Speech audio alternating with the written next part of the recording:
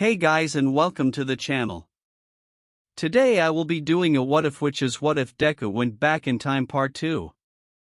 I did not make this what if fanfiction. The author of this amazing fanfiction is Aliandris, so please support their work, and if you like the video be sure to leave a like and subscribe.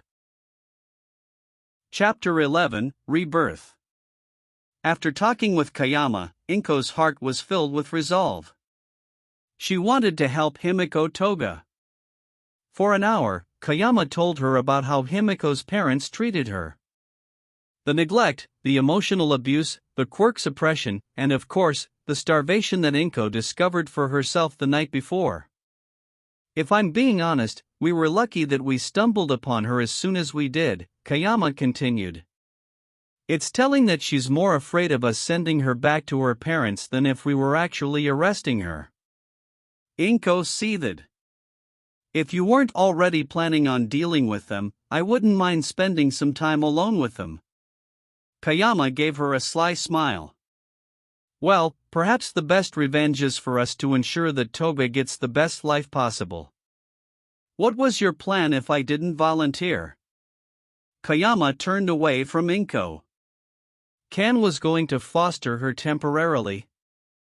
But between his teaching career and his job as a hero, he isn't a good fit for her as a single parent. We were hoping to find her a more permanent home after that. That doesn't sound like a good situation for her.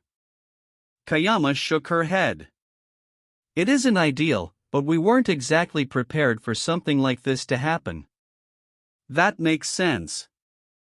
They sat in silence as Inko finished her beverage. Is it okay if I visit the hospital? Of course, Kayama replied. The two of them gathered their things and began to leave. In the meantime, I need to make some phone calls as well. You're going to be in for a busy week if you go through with this. Kayama could only smile when she saw the determination on Inko's face. Arriving at the hospital, Inko made her way to Himiko's room. As she approached, she saw Kan waiting for her in the hallway. Ah, Mrs. Midoriya. Kayama called ahead and let me know you were coming. Is everything okay? Kan offered her a reassuring smile. Of course. Little Toga is just resting. She's still not used to the idea that we are trying to help her. Inko felt her heart break a little more as she heard that. Is it okay if I talk to her? I believe so, Kan said. Just take it slowly and carefully. And I'll be there in case anything happens. He pointed to a nurse's station further down the hallway. Inko nodded. I'll try. Knocking on the door, Inko slowly opened it to see Himiko staring at the television, a distant look on her face. Do you mind if I come in? Himiko's eyes seemed to take a moment to focus on her, and a frown appeared on her face. You're the mother of the boy I attacked yesterday. What do you want with me? Inko slowly opened the door but didn't enter yet. I just want to talk. She heard a resigned sigh as Himiko turned away from her. What is there to talk about? Inko slipped into the room and carefully began walking toward the bed. I'm sure you saw me last night when I came by with Aizu. Himiko crossed her arms. Yes, and you were mad. You didn't even try to hide it. Inko frowned as she pulled up a chair and sat several feet away, not trying to force Himiko to look at her. Of course I was upset. What mother wouldn't be when they get a call that their child is being taken to the hospital? Himiko felt a pang of jealousy run through her. Mine, she snapped out, her head whipping around to look at Inko. I know, Inko answered quietly. But last night when I was angry at you, I didn't know. Inko's sad face seemed to break Himiko's anger. I'm sure that my parents would be perfectly happy to disown me if it helps them save face over what I did. You don't deserve that, Inko told her. Himiko fought back tears. But what can I do? For my whole life, my family has tried to make me fit their definition of normal, and every time I failed to meet their expectations, I got punished. Everyone, teachers, doctors, everyone sided with them. Himiko looked down, rubbing her eyes. Yesterday was the first time I made a choice for myself. And look where that got me. Inko found a box of tissues and handed them to Himiko. Then they were all wrong. What would you know about that? Himiko asked resentfully. Inko gave Himiko a sad smile. My son Izuku. He's quirkless. Inko could laugh as she saw the confusion on Himiko's face. He spent years hiding it from me, but he was bullied and neglected at school because he didn't have a quirk. Even someone with the smallest of quirks was treated better than him. And his teachers stood by and did nothing.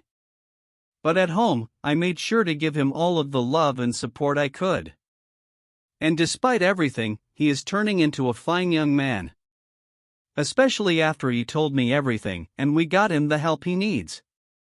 Himiko took a tissue and blew her nose, before looking at Inko again. Must be nice. Inko's face hardened in determination. Toga, you deserve that too. The simple statement shook Himiko. Just having some adult say those 5 words out loud to her. Please, call me Himiko. Inko gave her a soft smile and tried reaching out, putting a hand on her leg.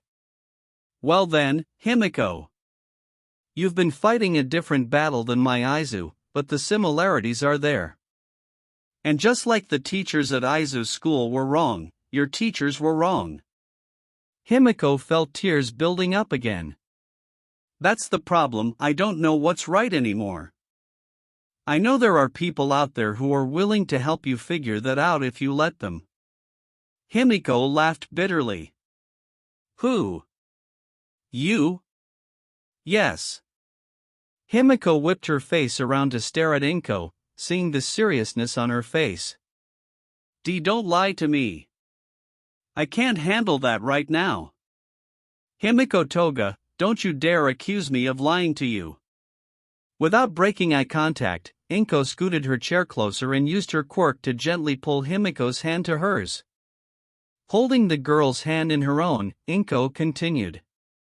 I am serious. I can't offer you the perfect home. Aizu has his own problems and Hisashi left us years ago, but I can offer you a home where you will be cared for, supported, and not demonized for your quirk.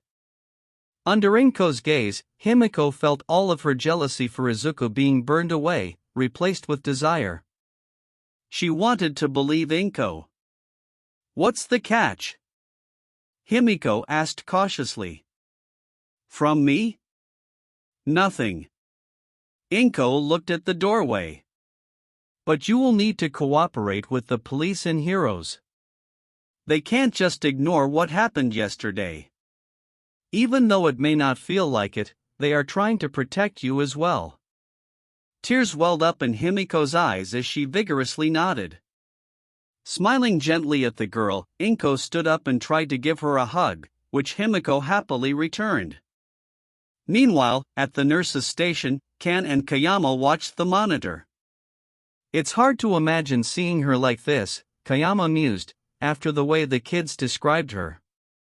Ken grunted, if what she told us turns out to be true, it's no wonder she turned out the way she did. I don't think anyone could survive a decade of that without consequences. Kayama smiled at Kansas, considering how her son turned out. I think she may be exactly who we needed. Izuku sat in his apartment with Ochako pressed against him. After their argument, they decided to watch funny videos on YapTube to relax and pass the time until Inko came home. They were watching a video on Hiro's most embarrassing moments when he heard his phone ring. Pausing the current video, Izuku retrieved his phone and checked the number before answering. Hi, Mom. Is everything okay? Hi, Aizu. Everything is fine, Inko responded. I just wanted to check in. since I've been gone longer than I was planning to. Everything is okay here. Did something happen? You could say that I ended up taking a trip to the hospital. Ochako adjusted herself in the seat and saw Izuku's panicked face. You're at the hospital? Is everything okay? Yes, everything is fine. I actually went back to talk to that Toga girl from yesterday. Why you went back to talk to Toga? Izuku gave a confused look to Ochako. Suddenly Ochako was laser-focused on the conversation. She was making motions to try and get Izuku's attention, but he was too absorbed in the conversation. Yes, it's been bothering me and I wanted to talk to her myself, Inko replied over the phone. And? How did it go? She's very lost right now. Izuku frowned. I bet. When we found her, she was clearly delusional. Ochako sighed. She was going to have to wait until Izuku was done before she got any information. After a pause, Inko finally spoke again. Aizu, I've been thinking. How would you feel if you had an older sister? Izuku froze, his eyes going wide. Ochako waved frantically to get his attention, but it was hopeless. What? I spoke to Kayama earlier and volunteered to foster Toga. When I asked Toga a few minutes ago if she wanted to live with us, she broke down in tears. Trepidation filled Izuku's chest. He whirled his head to look at Ochako. From his expression, she was getting a sinking feeling in her stomach. Is that going to be okay? Won't it be hard? Of course, it will be hard. But I've been thinking about what you said. I can never be a hero in the way you want to be. However, for Toga, I could be a mom, and maybe that's enough. Hearing his mom's words, Izuku didn't want to argue with her. As he looked at Ochako, his mind began racing as he tried to figure out how to break the news to her. If that's how you feel, then I'm okay with it too. Ochako was staring daggers at him now. Could I come to the hospital as well? Izuku continued. I mean, I should probably talk to her, shouldn't I? That's a great idea. I'll see you when you get here? Why yeah, see you soon. Izuku was instinctively rubbing the back of his neck before he even hung up the phone. So, do you want to come to the hospital with me? Izuku. What just happened? Well, better to just rip this bandage off now, Izuku thought. My mom just decided to foster Toga. The silence in the air was heavy, even more so, seeing the alarm on Ochako's face. It took several minutes before she was able to speak again. She what? Izuku was still trying to come to terms with the news himself. My mom met with Kayama this morning. Apparently, after she talked to her, she volunteered to foster Toga, and Kayama agreed? Ochako pulled out her phone and immediately began calling someone.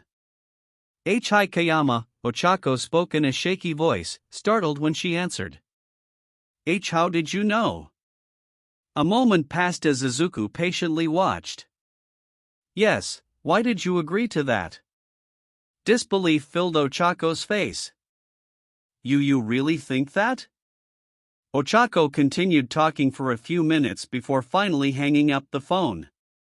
He watched her arm begin to fall, dropping the phone.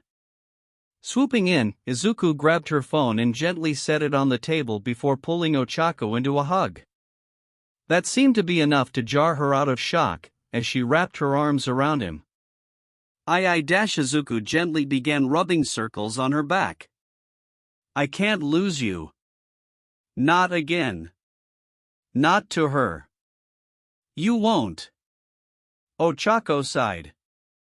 Even if I want to believe that, there's still the fact that I saw Annalise dead. And then what she did to me afterward. Ochako pushed herself away from Izuku to look at him. How can you just expect me to forget about that? I'm not, Izuku told her. But that toga can't hurt you anymore. Second made sure of that. What about this toga? She can't hurt you either, Izuku promised.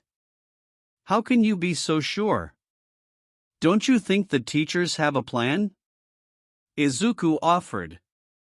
Nizu and Kayama both know what happened to you. Do you think they'd let her anywhere near us if they weren't prepared?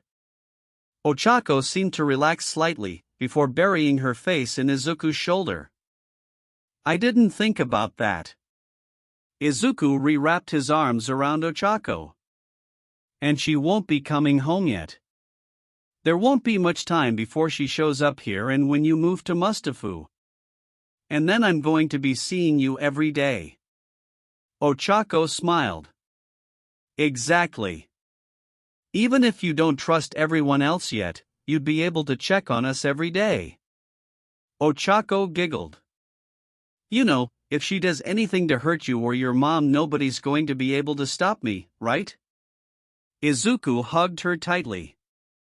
I don't think anyone would blame you. Good. They stood that way for a few moments, the tension in the air easing before finally separating. How are you this calm about Toga moving in with you, anyway? Izuku laughed nervously. I may have been distracting myself because you're taking it so badly? Ochako shoved him playfully. Of course, you would do that. I'm nervous, Izuku confessed. Even if she's not as dangerous as she was before we came back in time, we know she could become that dangerous. We need to ensure that doesn't happen. Agreed. Ochako frowned. I still want to throw her into Tartarus and throw away the key, but since I can't do that, better to have her on our side? Izuku asked. Doesn't mean I have to like it. Izuku shook his head. Nobody told you that you have to. They finally reached the hospital and made their way upstairs. When they approached the room, they saw Kayama waiting outside. It seems your mother is making this easy on us, Kayama commented as they approached. Izuku felt himself blushing. What do you mean? Kayama walked them down to a station where she showed them a television screen. On it, they saw Himiko talking with Inko. We have been recording her room as a basic precaution. However, with both of their consent, the information Toga has been telling your mom will help us build a case against her parents. Quite frankly, I hope they rot in jail for what they've done. The disgust in her voice was evident. How bad was it? Ochako asked. I'd say it was a small miracle that she didn't break sooner, Kayama professed. Izuku took a deep breath. I guess we should go introduce ourselves. Kayama put her arm on Ochako's shoulder. First, I think I need to have a little chat with Uraraka. Izuku looked at Ochako and then back at Kayama, and then nodded. I'll wait right here. With a nod, Kayama began walking off with Ochako trailing behind until they found a quiet side hallway. You aren't a fan of this little arrangement, are you? No, Ochako admitted. For what it's worth, we didn't ask Mrs. Midoriya to do this, she offered all on her own. I know. Ochako looked back down the hallway. Izuku had to get his selflessness from somewhere, after all. You're worried about them, aren't you? Ochako gave Kayama an incredulous look. You aren't? Of course we are. But I told you before. I think there is a real chance to reform her. Kayama crossed her arms. Aren't you two all about changing things for the better? Ochako frowned. So how are we going to ensure she doesn't just snap and attack one of them? Kayama uncrossed her arms and held up her hand. She raised a finger. First, she's not going to be discharged until the hospital therapist says she is stable enough to not be under 24-hour surveillance. Ideally, this will happen soon, but she has some time. After all, we need time to deal with the legal issues surrounding her parents, the initial assault case, and getting Mrs. Midoriya approved to foster her. While UA's legal team is good, there are limits to what even they can do. She raised a second finger. She will be receiving regular therapy and quirk counseling once she leaves. This just has to happen. She was on the verge of a full psychotic breakdown. Plus the frankly illegal way that she was being treated because of her quirk. Even if she can recover from the worst effects of that, there are bound to be lasting consequences. We aren't going to be like her parents and pretend otherwise. So her therapists will be watching for warning signs of potential regression. She held up a third finger. We will regularly have teachers from UA checking in on her. We already have heroes routinely patrolling near your homes to keep an eye on both you and Midoriya. In Himiko's case, we will just be a little more direct about it. Instead of holding up the fourth finger, she pointed at Ochako. And if you still don't trust all of those, you'll be going to school with Toga. Plus, I have a sneaking suspicion you'll be spending your holidays and weekends with Midoriya. Ochako found herself blushing at the final accusation. Fine. Crossing her arms, Ochako looked away and gave herself a moment to compose herself. She wasn't about to let Midnight win by embarrassing her. And if she regresses? Well, then we will have to give her up as a lost cause, and you get to tell us that you were right. Ochako stood there for a few long moments, thinking it over. Everyone was trying their hardest to protect Izuku and Inko. She would give them that. Maybe it was time to try trusting people. Okay.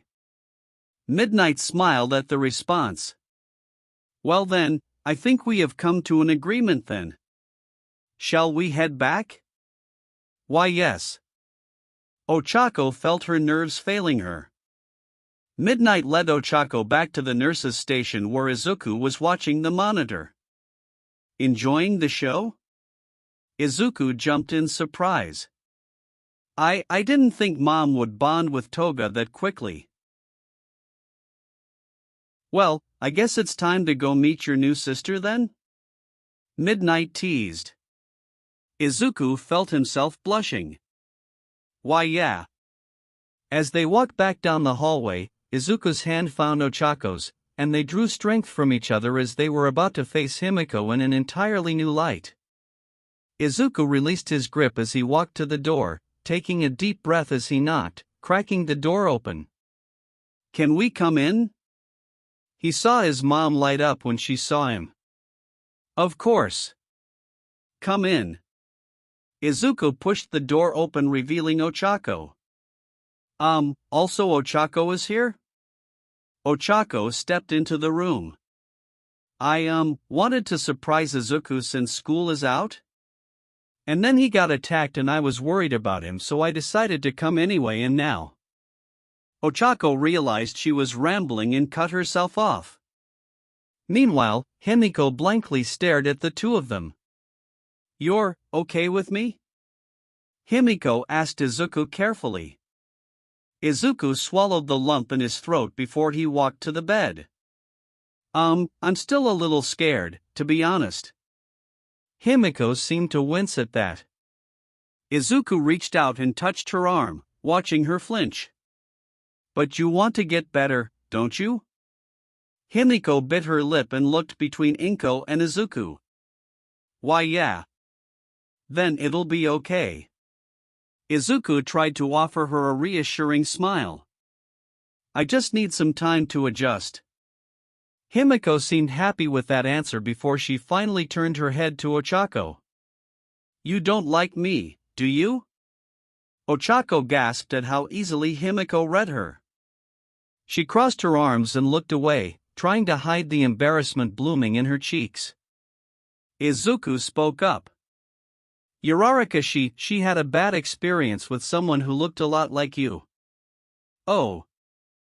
Himiko sounded crushed. I'm sorry, Ochako apologized. I know I shouldn't be this way. I'm used to it, Himiko replied with resignation in her voice. Something inside Ochako broke when she heard that. When she whipped her head around to look at Himiko, it was as if she saw her for the first time, the way everyone else saw her. She didn't see her enemy who stabbed her in the middle of a war zone. She saw a broken girl sitting in a hospital bed. Ochako watched as Inko hugged Himiko, and the girl leaned into it. Building up her courage, Ochako walked toward the bed and closed her eyes before she bowed her head. I mean it. I'm sorry, Toga. It's going to take time. A lot of time. Himiko. Ochako opened her eyes and looked up. What? Call me Himiko. I don't really like my last name right now.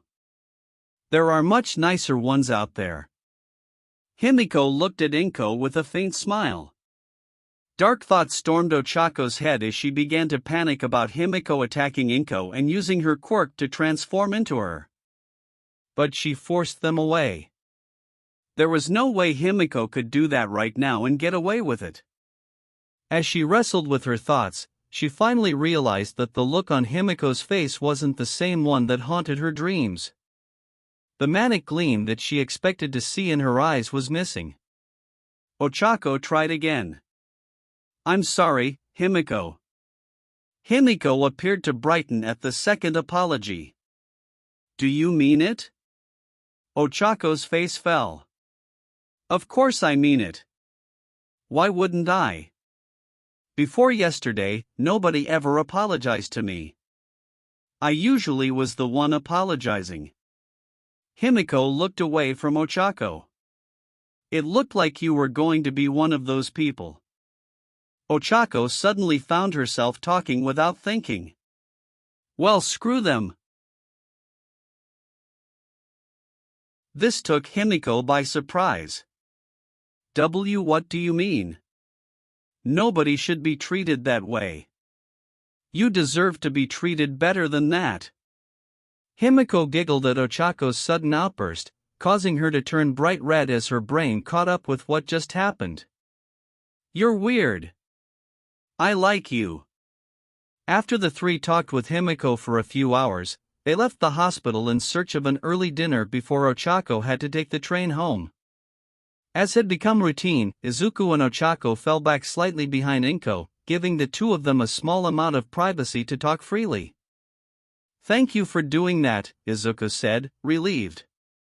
In the hospital? Ochako asked. Izuku nodded. Ochako sighed and hung her head. I have no idea how I'm going to survive the next several months.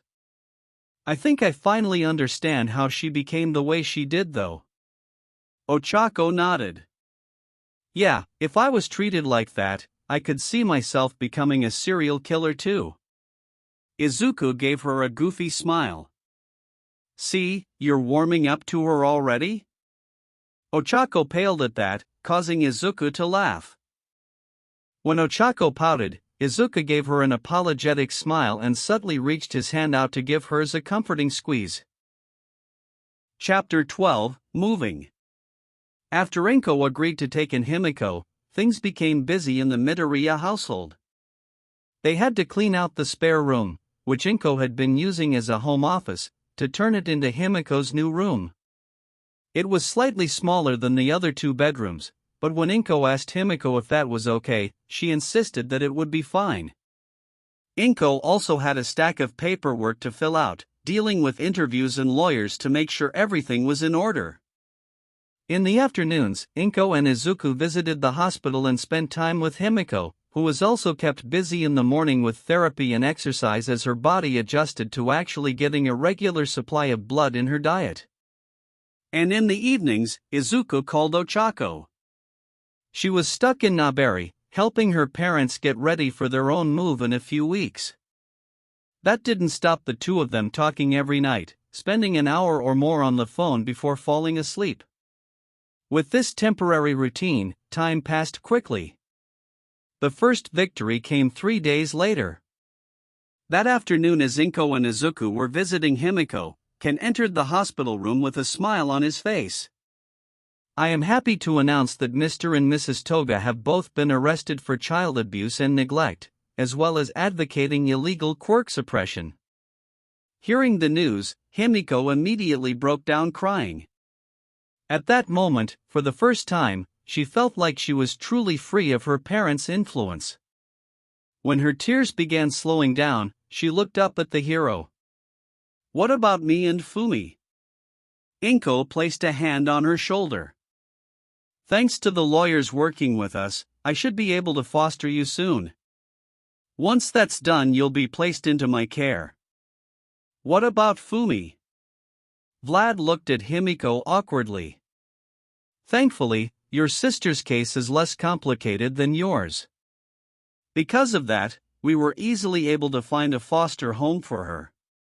One of the teachers among the support courses at UA has a cousin with a technopath quirk.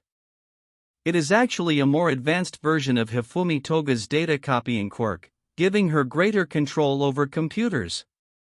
When asked, she and her wife have agreed to take in young Hifumi. They live in Tokyo, so there will be some distance, but I am sure you can arrange to visit her whenever you want to." Himiko looked relieved. Her sister was going to be all right. "I'm not sure if I'm ready to see her yet. There are too many bad memories," Himiko confessed. "But soon. I want to make sure she's okay." "Take your time, it's more important for you to get better before we check on her," Inko advised. "When you're feeling better, we can take you to see her." Vlad handed a thick envelope to Inko. "The Togas were well off, so you don't have to worry about shouldering any additional financial burden. A large portion of their assets has been seized and put into trust accounts for the Toga sisters. You will receive a monthly stipend from that account to help cover young Himiko, and when she turns 18, the remaining money will be released to her." Ken turned to Himiko. "At that point, it will be yours to do what you wish with it." Inko opened the envelope and looked at the paperwork, her eyes going wide. "Well, that answers the question about your bedroom," she announced as she looked at Himiko. "Once things calm down, we will find a bigger apartment for the three of us." Himiko smiled through teary eyes. The foster paperwork hadn't even been finished yet, and already Inko was trying to make her feel more comfortable. "What about Himiko's charges?" Inko asked. Ken frowned. Despite the circumstances, the family continues to insist that little Himiko be charged with assault. "Our lawyers are doing the best they can, but there is only so much they can do. Young Himiko will likely have to spend a year on probation." "Oh." Himiko looked down at the bed. Inko leaned in to hug her. "It'll be okay. The lawyers are trying their best. Hopefully we can get the terms of your probation limited to things you will be doing to get better already. Then you'll just have to stay out of trouble for a year." Himiko looked at Inko and gave her a shaky nod.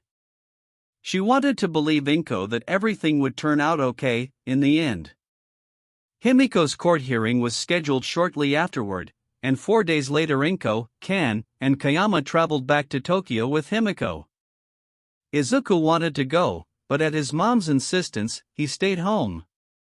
His mom rightfully argued that it would be a boring afternoon of courtroom proceedings, and he didn't need to see what was going to happen. It took most of the day, but as the afternoon stretched into evening, Izuku finally heard the door open and saw his mom coming in, followed by Kan and Kayama. "So, what was the verdict?" Izuku impatiently asked.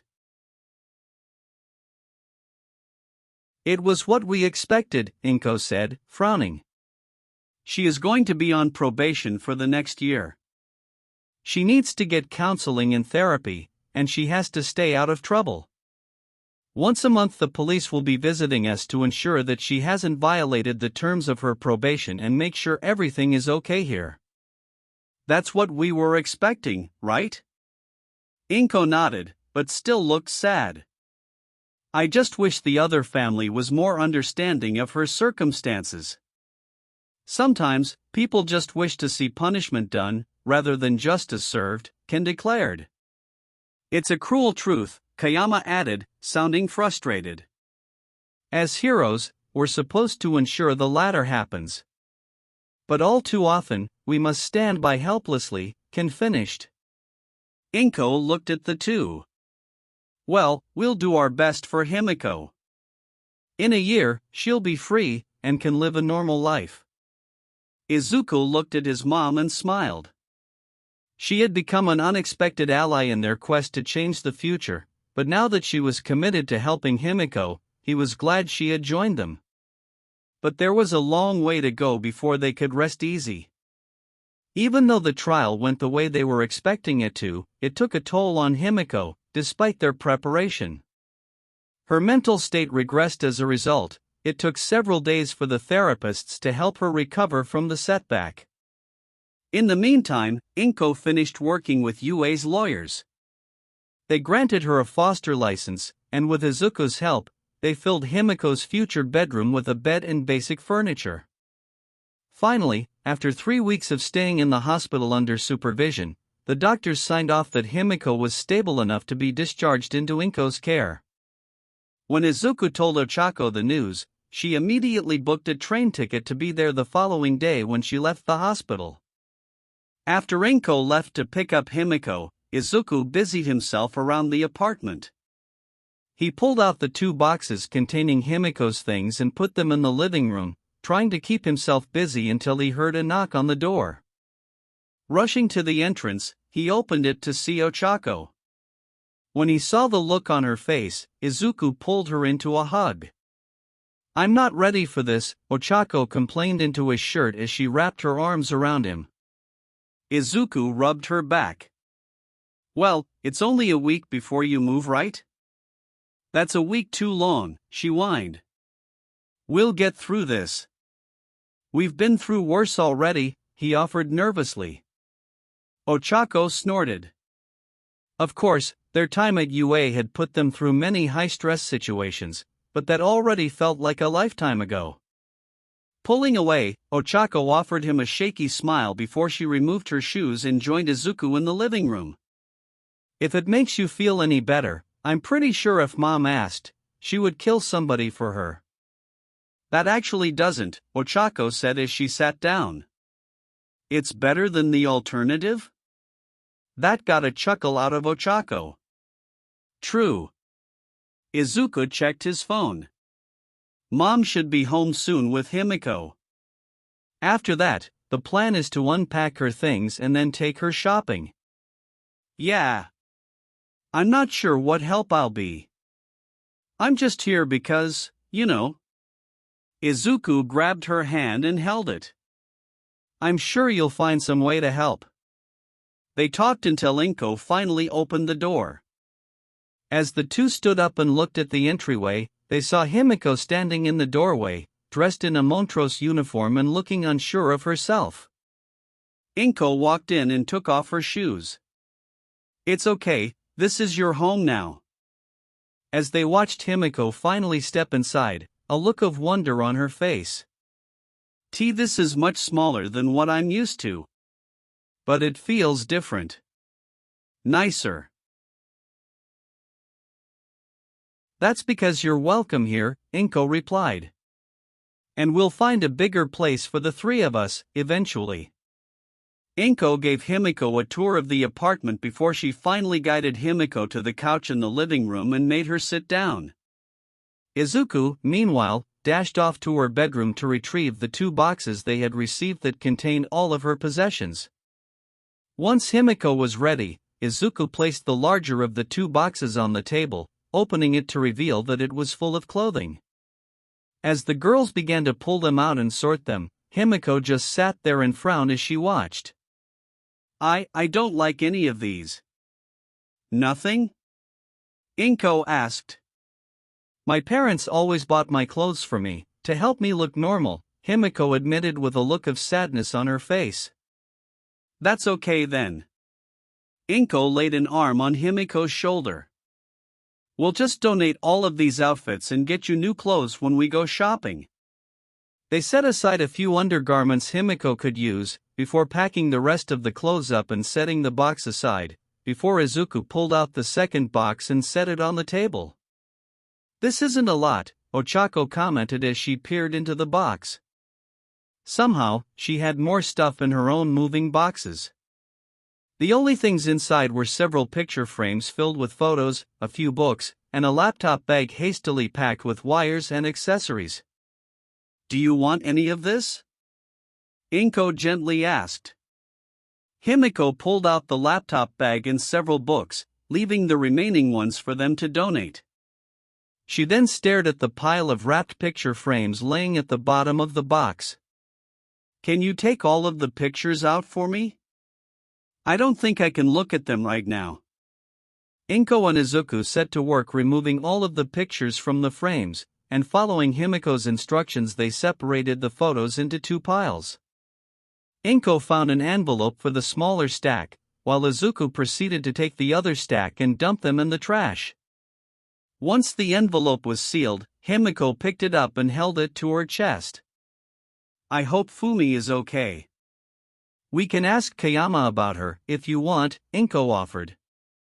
I'd like to know. Without the photos threatening to bring up bad memories, Himiko sorted through the picture frames, keeping her favorite ones to fill with new, happier memories.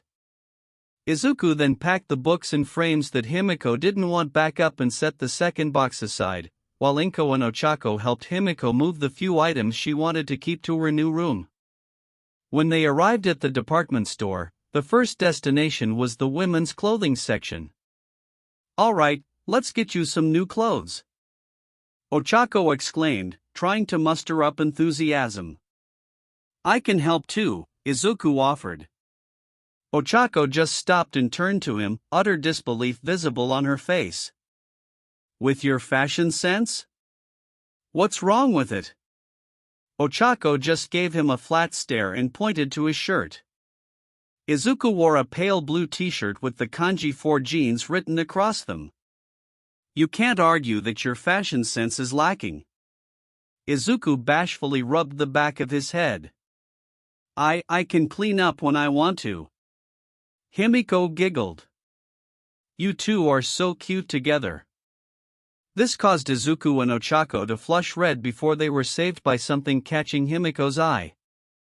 Making a happy gasp, she darted off to the nearby rack. Ochako and Izuku chased after her until they stopped in front of a rack of cardigans. Himiko held a beige-colored one in her hands, rubbing her hands over the material before hugging it. She turned and showed it to the others. It's super comfy, I want it. Ochako paled as her eyes searched out Izuku's. I don't think that color suits you? Izuku nodded in agreement. What about the red one? Himiko looked confused, turning back to the rack where she saw the red option, causing her to glow with glee. You're right. Placing the beige one back on the rack, Himiko picked out a red and a black cardigan, held them up proudly, and raced back to Inko to drop them in the cart. Meanwhile, Ochako let out a sigh of relief. That was close.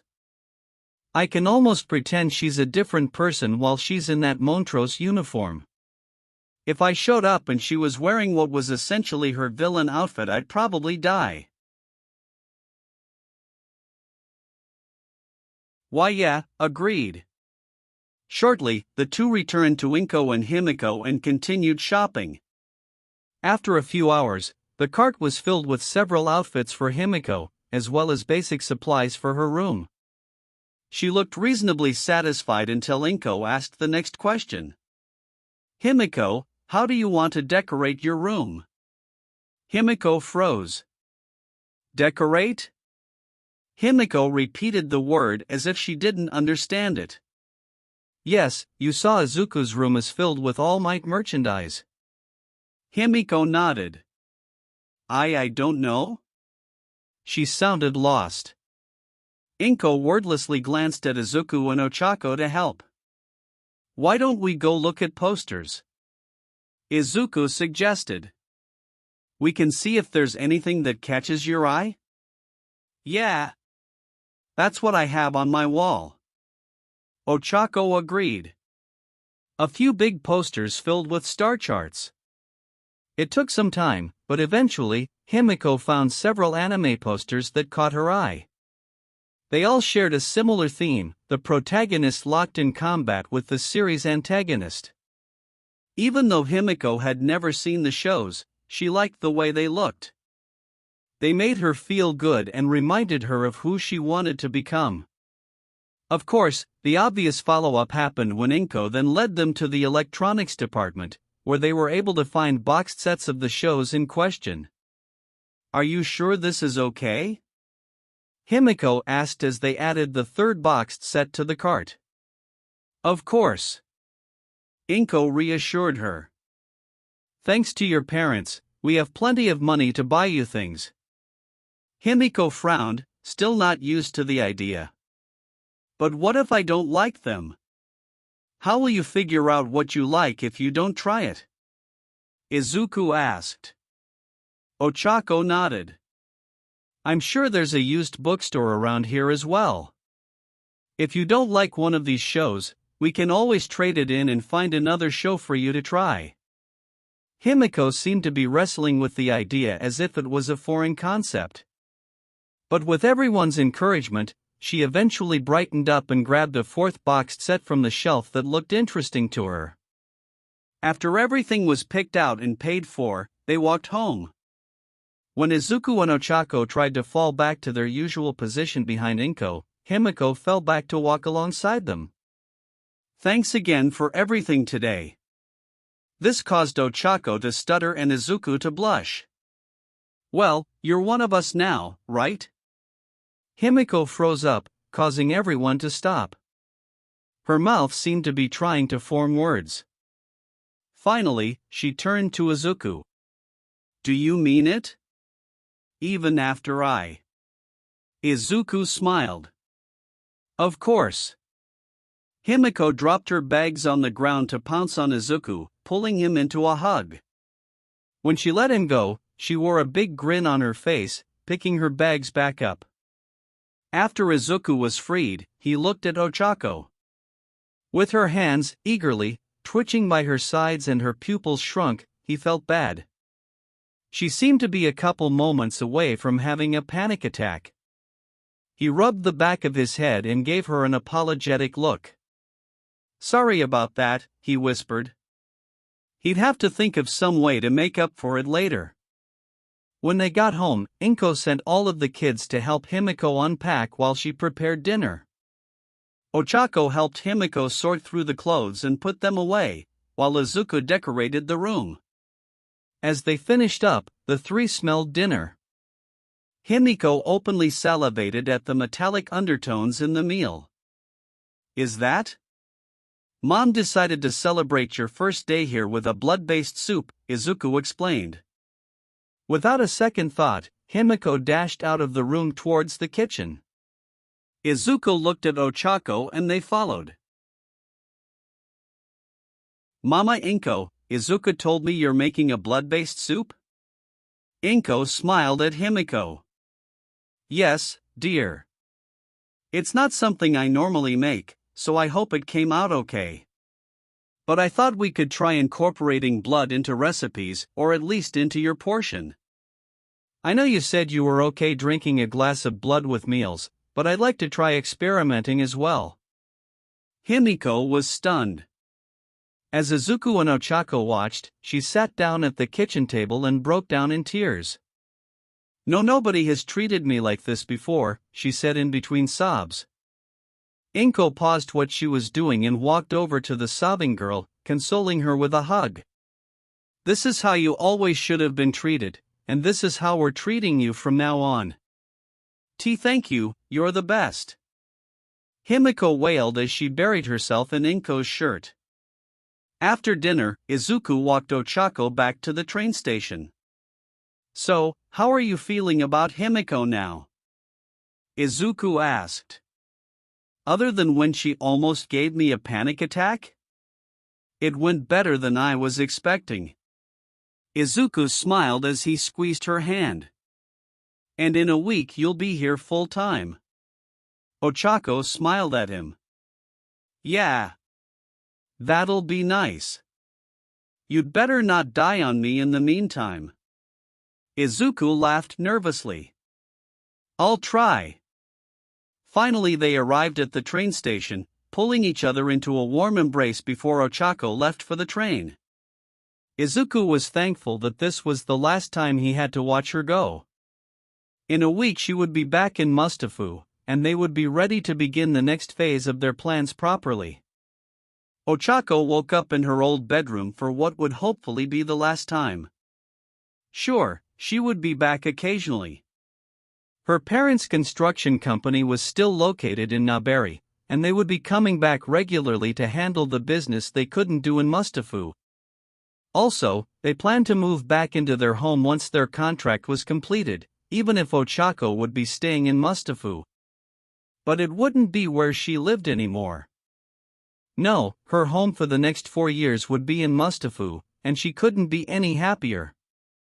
She had been waiting 6 agonizingly long months for this day. Even though it was 5 in the morning, Ochako could smell her mom cooking breakfast already. It was going to be a long drive to their new apartment, and they wanted to get started. After getting ready for the day, she went to the kitchen to help her mom. "Mornin', Mom," Ochako cheerily greeted. "Somebody's in a good mood," Mio teased. "It's exciting," she squealed. "You guys have a great contract lined up, and we'll be in a bigger city for a while." Although a certain somebody plans on staying, her mother pointed out. Ochako blushed at that. Hopefully. UA is the best school in the country. Imagine if I got in? Neo smiled fondly at her daughter. "I don't have any doubt in my mind you'll get in." Ochako smiled back. "Thanks, Mom." Taking the plates her mom had prepared, Ochako set the table and enjoyed one final meal at her home. After finishing breakfast, Ochako and her mother began moving everything out to the front yard. Her father went to retrieve the moving van. In each room, Ochako used her quirk to make boxes or furniture float, then she and her mom moved them out to the front yard before releasing them. It made Ochako feel nostalgic. When she was younger, she kept trying to convince her parents to help with the construction business. Her quirk would be super useful in moving things around a site and save so much money in labor and equipment costs. But her parents encouraged her to follow her dream to become a hero, and she had to be honest with herself. That was something that she wouldn't give up for anything, even if it led her back to her current situation. If someone told her younger self that she would use One for All to travel back in time, only to meet up with an alternate reality version of her crush, who also wielded One for All, she would have laughed in their face and called them crazy. Then you added the part about how Izuku was currently living with Himiko Toga, the girl who stabbed her and Analyst to death, and she would have wondered what caused their hallucination. The adage about reality proving stranger than fiction once again proved true, however. While she couldn't help but worry, Izuku proved to be supportive of her. Over the last week, he continued to send her a steady stream of messages throughout the day, reassuring her that he was still alive and well. From those messages, Ochako learned that Himiko was starting to settle in. She still felt guilty about attacking Izuku and spent most of her time with Inko acting as a buffer between the two of them. Fortunately, there had been some progress on that front, and the last couple of days Izuku managed to convince her to go out in public with him as he showed her around Mustafu. It was disarming, Ochako had to admit. If Himiko didn't have the same face as Toga, she would have praised Izuku and Inko for what they were doing, helping a poor girl out. But there was always the chance that when she closed her eyes, she would once again be in that stairwell, reliving those final moments where she saw Izuku's broken body on the ground. It happened the day after Himiko moved, and after she woke up, she called Izuku despite it being 2 in the morning. The fact that Izuku picked up, and despite his groggy state, stayed on the phone with her for almost half an hour until she calmed down was a testament to how wonderful he is. And despite the pain and nightmares, she would go through it all again in an instant. "You're smiling," Mio told Ochako. Ochako blushed as she looked at her mom, embarrassed that she was caught off guard. She returned her attention to the boxes she had floated out to the front yard. "Our release. Thinking about something good?" "Yeah. I'm thinking about becoming a hero. I'm glad you and Dad kept pushing me to pursue my dream instead of staying with the family business." "I'm glad. You deserve to live your best life. Your dad and I will be fine. Especially after this contract. Having UA in our portfolio's gonna be a huge boon." Ochako bobbed her head. "You're actually gonna have to turn down business, for once." Myo beamed. "That's the hope. And from what Inko told us, it sounds like Montrose will be a great school to be at when it's time for exams. Plus my training's going great." Ochako held up an arm and flexed it, grinning. Myo's smile only grew brighter. "You're going to be a great hero, and we couldn't be prouder." "Thanks, Mom." The smile on Ochako's face softened. "Ready to get the next load? Lead the way." Hours later, they finally pulled into their new home. An apartment complex just a couple of kilometers from where the Midoriyas lived. As they pulled into the parking lot, Ochako was already messaging Izuku. Unsurprisingly, Inko had declared that they would come over to help, despite the redundancy, thanks to Ochako's quirk. 20 minutes later, Ochako spotted the three walking through the parking lot. "Izuku!" Ochako called out before she ran over and hugged him. "Hi," Izuku exuberantly greeted, wrapping his arms around her. Even though they couldn't speak out loud, once they separated she gave him a questioning glance, asking him if there were any problems. When he gave her a subtle shake of his head, she sighed in relief. "Well, it seems our kids are going to enjoy being closer," Myo teased. "It sure seems that way," Inko replied, sharing a knowing look with Ochako's mother. Izuku and Ochako both turned red at their parents' comments but didn't bother refuting their comments. There was no way to explain to them how complicated their feelings were without revealing several things they weren't ready to talk about. And even if they were ready, their parents would have a hard time believing them anyway. Thankfully, they were saved by Himiko laughing at them. "And I take it this is the newest member of your little family?" Myo politely asked, gesturing at Himiko. "Hi. I'm Himiko. Nice to meet you." Himiko gave Myo a large toothy smile, showing off her fangs. "That's her newest thing," Izuku whispered to Ochako. Ever since Mom told her she shouldn't hide her fangs, she's been intentionally showing them off when she smiles. Ochako watched as her mom talked to Himiko. It was hard to explain, but seeing the way she was smiling helped Ochako separate the two versions of Himiko in her mind. There was something more genuine in her smile. There wasn't any threat hiding behind it, the kind that always made her shudder. If she kept finding details like this, Ochako thought, then maybe someday she'd be able to fully separate this version of Himiko from Toga. Just like she was working on separating her feelings for Analyst from her feelings for Izuku. Realizing her thoughts were wandering again, Ochako shook her head to clear them. Looking at Izuku, she pointed to the back of the truck. "Come on, the sooner we get these boxes inside the sooner we can begin unpacking." Izuku smiled at her. "Yes, ma'am." Chapter 13, Squad. Ochako woke up and stretched, looking around her new room with a small grin. While she liked sleeping in when she could, she knew how important it was to prepare her body so that she could hold one for all. Even if things didn't work out, it would be helpful when she attended UA again, knowing what was coming.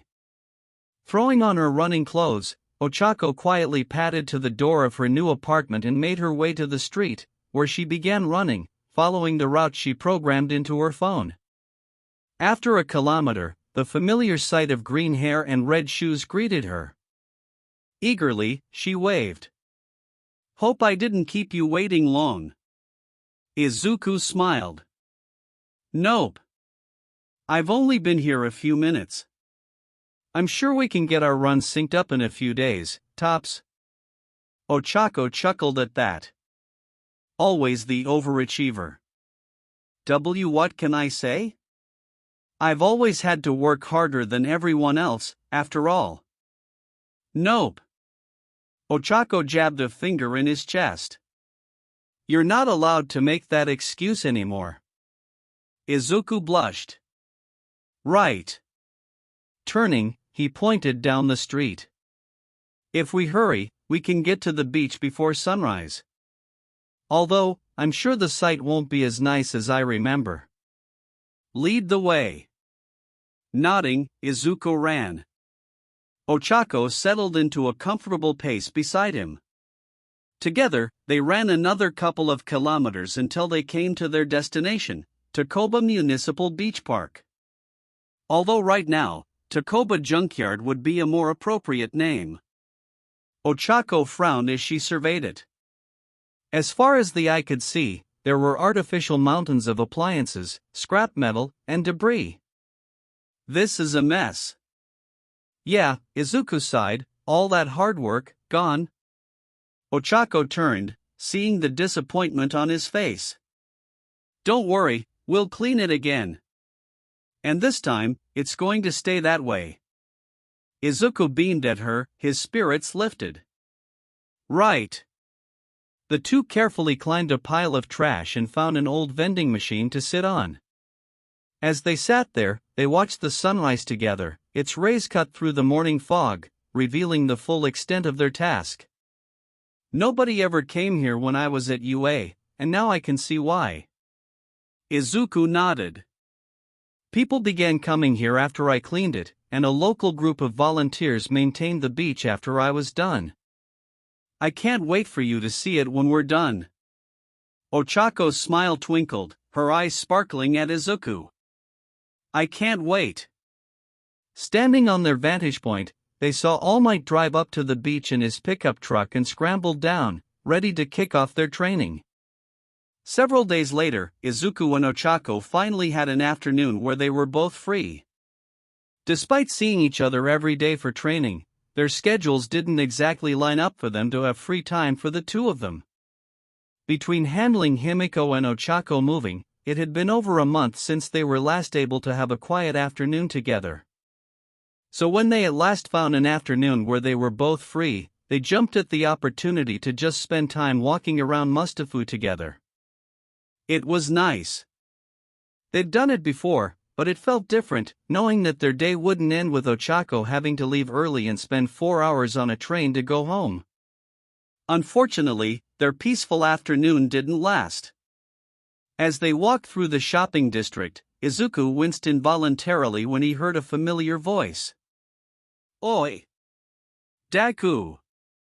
Stopping, the two turned to the source of the voice only to see Katsuki stomping towards them along with two of his so-called extras. Izuku sighed. "What is it, Bakugo? What kind of school are you going to? Must be full of weaklings if someone's willing to hang out with the likes of you. Montrose prides itself on having a high rate of success for its students getting into hero schools. Or didn't you know that?" Izuku's tone remained neutral. However, looking over, he saw the anger on Ochako's face. He knew her own experience with Katsuki was fairly antagonistic, if nowhere near as bad as his relationship. Katsuki had the same haughty attitude towards his classmates in her timeline, but there was an awkward peace between him and his classmates. That is until Analyst joined the hero course. At that point, Katsuki became as aggressive towards analyst as Katsuki was to Izuku during their first semester. He continuously argued that nobody who was quirkless deserved to be a hero and constantly set out to prove that sentiment true. Unfortunately for him, the other 18 members of 1A grew to appreciate analyst's quick thinking and analysis skills. He helped every one of them improve their quirks, and in many cases, designed support gear for them with the help of several other first years. They all supported analyst's dream of becoming a quirkless hero. This created a rift between Katsuki and the rest of 1A. TCH. No wonder you went there then. You need all the help you can get. Izuku's going to be a great hero. Ochako retorted, clearly done with the explosive boy. Oh? Katsuki's expression darkened.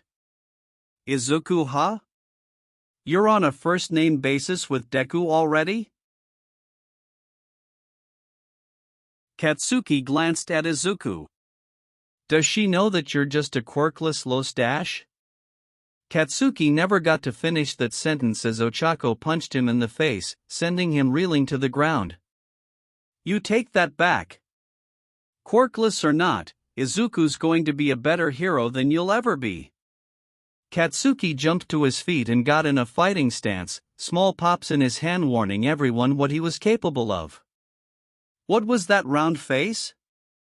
I wouldn't do that if I were you, Izuku warned.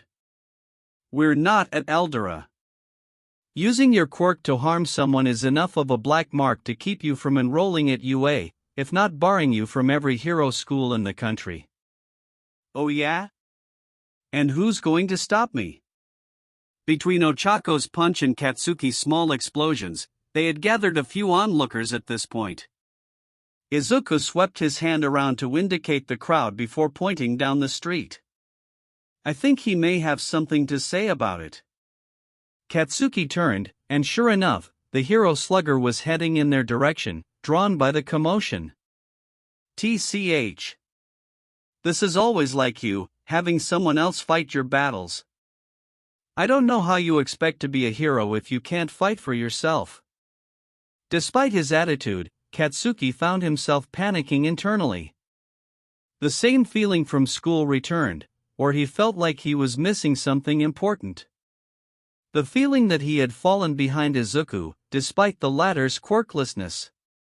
He would never admit it, but he worried about what would happen if he fought Izuku in a straight-up fight. In the past, Izuku always backed down before he had to get physical, so he never tested it.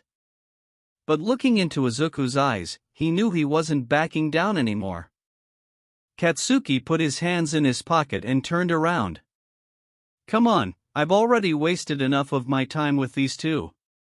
The trio strode away as Izuku and Ochako watched until Slugger came up to them. Is everything okay? Ochako put on a bright smile. Everything's fine. Someone was just insulting my friend here, calling him a quirkless loser. He even had the gall to ask me why I wanted to be friends with him. Slugger frowned. While it's noble to protect your friends like that, you should be more careful next time. I saw him getting ready to use his quirk on you. You don't want to accidentally cross an actual villain and get hurt. Yes, sir, both Izuku and Ochako responded. Seemingly satisfied, Slugger turned around, getting the crowd to disperse as Izuku and Ochako took each other's hands and slipped away. That felt really good though, Ochako giggled. Izuku nodded. Even though he would be receiving one for all in a little over 3 months, it felt good having friends who supported him despite his quirklessness. Himiko, are you sure you want to do this? As Izuku got ready to introduce Himiko to his friends, she looked extremely anxious. He could sympathize. After what happened to her, he imagined the prospect of meeting new people was a scary one. Himiko looked at Izuku from the couch, tearing her lip open with her teeth before nodding. I want to, but it's a little scary. Izuku tried to reassure her, they're good people. They won't judge you, and you don't have to tell them what happened if you don't want to. Himiko sent him a shaky smile. I just need to be myself, right? Izuku nodded. Yeah. I know you're still trying to figure yourself out, but spending time with people will help you see what's normal for kids like us, right? Not what the Togas thought was normal. Himiko nodded and took a deep breath. Okay, I can do this. Izuku was about to continue, till he heard a knock on the door. Rushing over to open it, he saw Ochako standing there and smiled. Ready to meet Jiro again, he asked in a low voice. Ochako gave a small smile. As long as I don't screw up and say anything I shouldn't know. Izuku laughed nervously. Yeah, I've had a few close calls, but you'll get used to it. After letting Ochako in, Izuku and Himiko said their goodbyes to Inko before the group left to meet up with Izuku's friends. Arriving at the food court, Izuku saw that his friends had already claimed a table for themselves. Jiro heard them coming and waved them over. Sounds like you've had a busy vacation, Midoriya, Jiro commented as she looked at the two girls walking up next to him. Why yeah, Izuku said, well, I have told you all about Ochako. Ochako stepped forward and put on a bright smile. Hi, I'm Ochako Uraraka. Ochako, huh? Aika turned toward Izuku with a playful smirk on her face.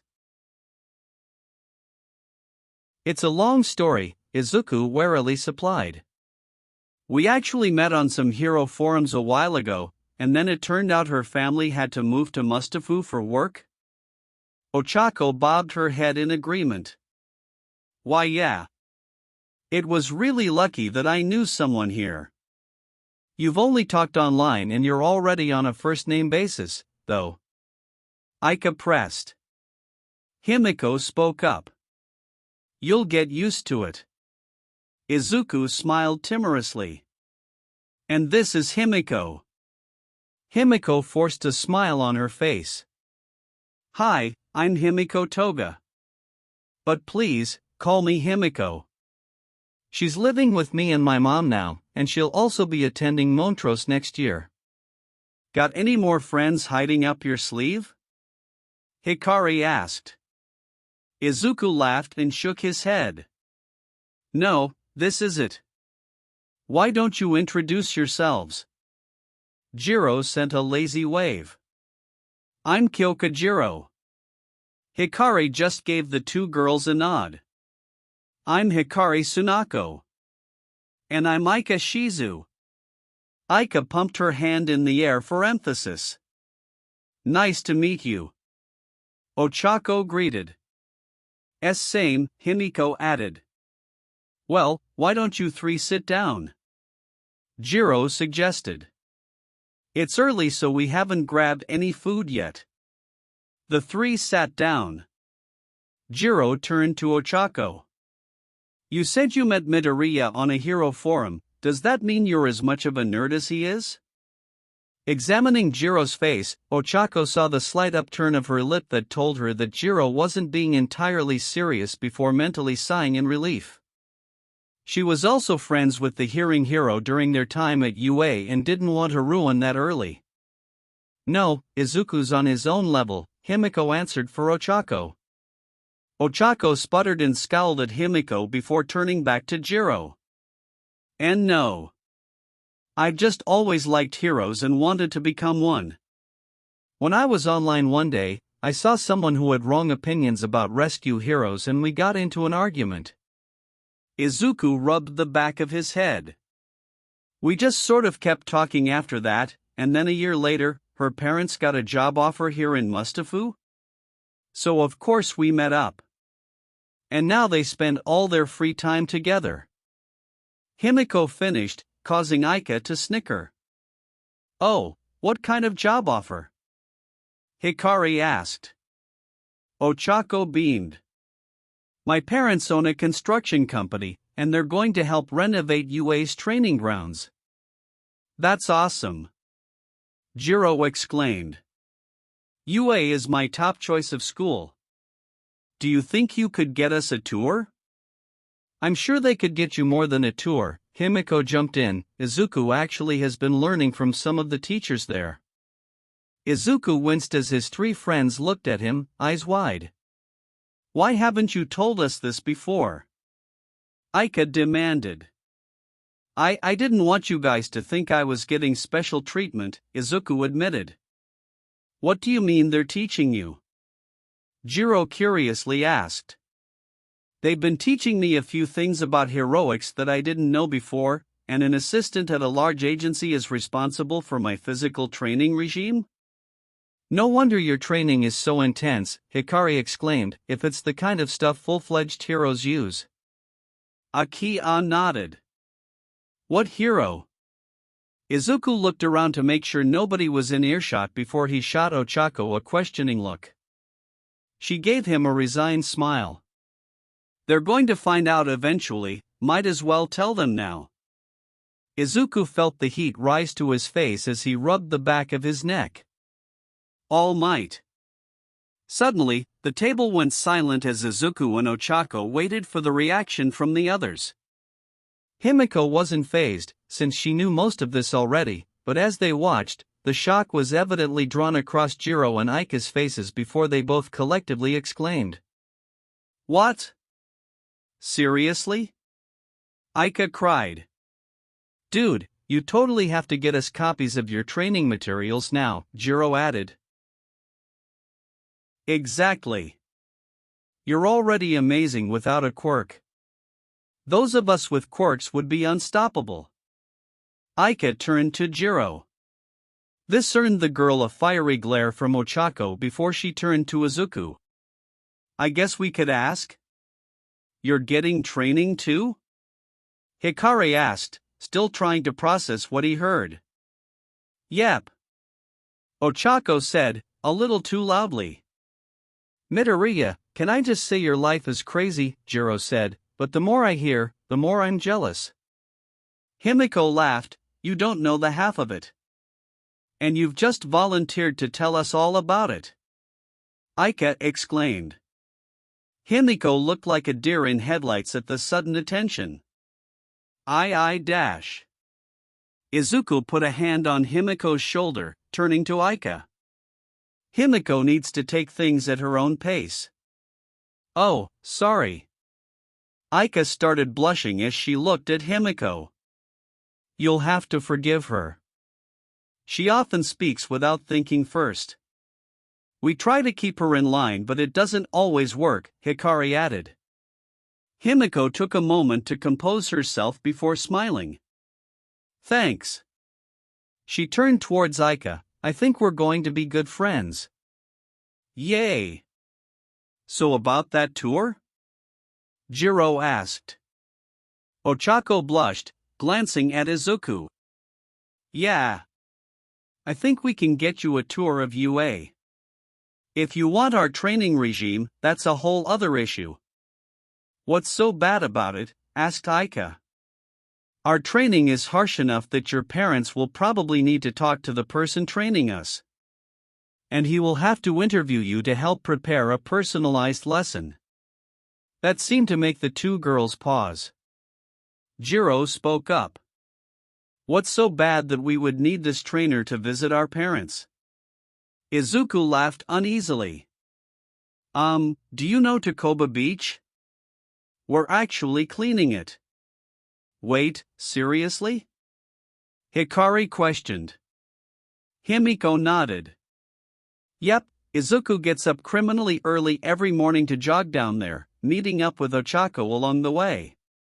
You really are intense. Jiro looked bashful. Talk to my parents, huh? Is something wrong? Ochako asked Jiro. Jiro looked like a deer caught in headlights. And no. I just haven't exactly told my parents that I want to go to a hero high school yet. Izuku remembered Jiro taking the lead for their class during the school festival when she admitted that she always thought of music as more of a hobby than a career choice. He never realized how self-conscious she was about her parents' opinion until that moment.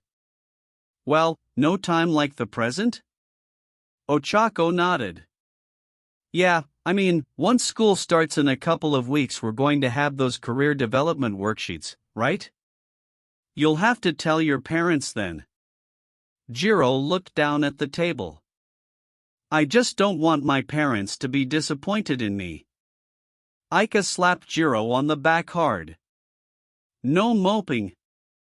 Your parents are awesome and are totally going to support you. Yeah, you have the coolest parents, Hikari added. Izuku looked over and saw Himiko wincing. While the three were distracted, he reached out and placed a hand on her arm, offering her an encouraging smile. That seemed to do the trick, and he saw Himiko immediately brighten up. All right, I'll do it, Jiro proclaimed, a look of obstinacy scrawled all over her face. I'll tell my parents, and then, I'll help you guys clean the beach. I'm in. Anything to help me catch up to you too. 3. Hikari corrected. Uraraka's just as crazy as Midoriya, after all. Ochako blushed but didn't deny it. Jiro turned back to Ochako. Well, it's official then. Welcome to Teen Future Heroes. Population 4. Coming. Inko called down the hallway when she heard the knock on the door. Opening the door, Inko was surprised to see Toshinori Yagi standing at the door. While she had only spoken to him a couple of times about her son's training, she hadn't expected him today. Normally she expected Kan or Kayama for these regular visits to check up on Himiko. Not that she was particularly worried, but she could understand the precaution. While the girl improved, she was still recovering from years of abuse, and that didn't happen overnight. So until the heroes were satisfied with Himiko's condition, they continued visiting to check up on her. Oh. Mr. Yagi, I wasn't expecting you. Toshinori held up his hand. I understand.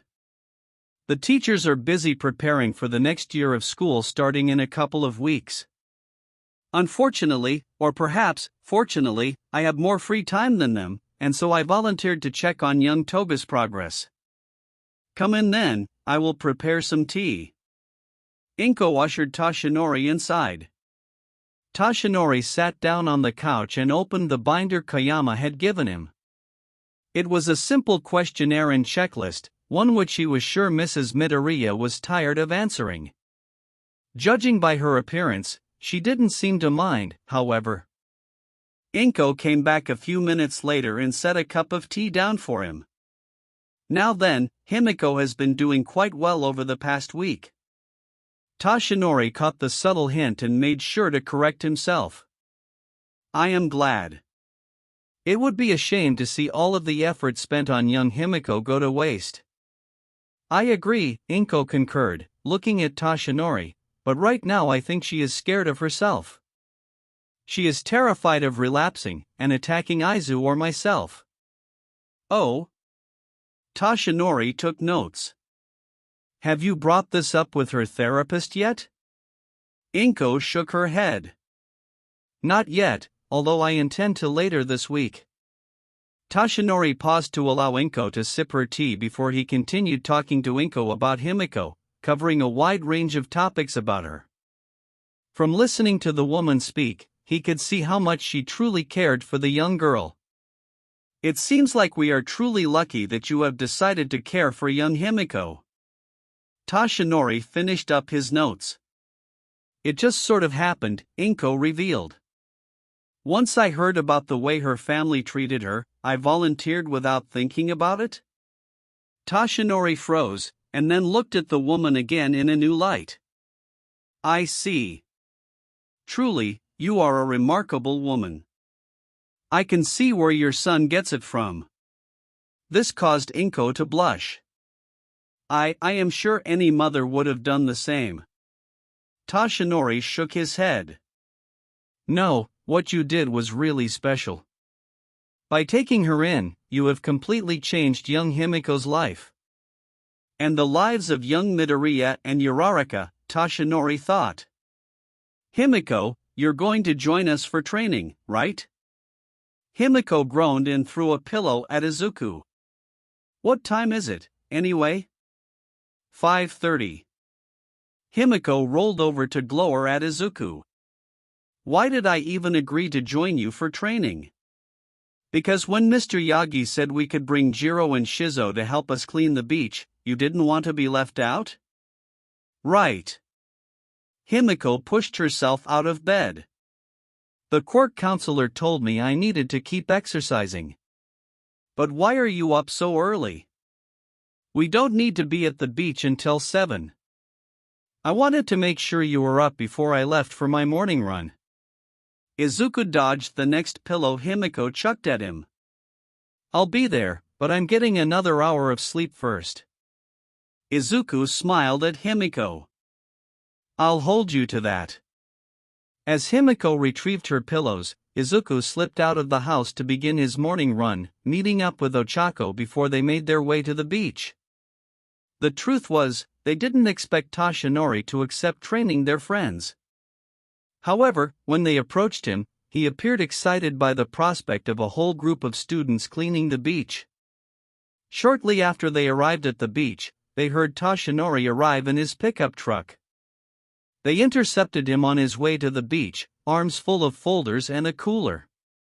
You're starting to look like a real teacher, Ochako told him with a smile. Tashinori chuckled, which turned into a fit of coughing. I have been reading ahead of the classes Nizu enrolled me in. I must admit, there is a lot more to teaching than I expected. Well, Izuku began, that's because your training mostly consisted of Gran Torino beating you up. That made Tashinori pale at the memories. That is a good point. Tashinori led the two to the area they would be working in today and set down his supplies. I have prepared plans for the 3 that will be joining us. It's less intensive than the 2 of yours, but with 5 of you, we should be able to clear 2 kilometers of the beach by summer vacation. Izuku smiled at that. I'm sure everyone will appreciate having the beach by then. Tashinori buffed up in a cloud of smoke. Indeed. Which is why it is such a noble goal.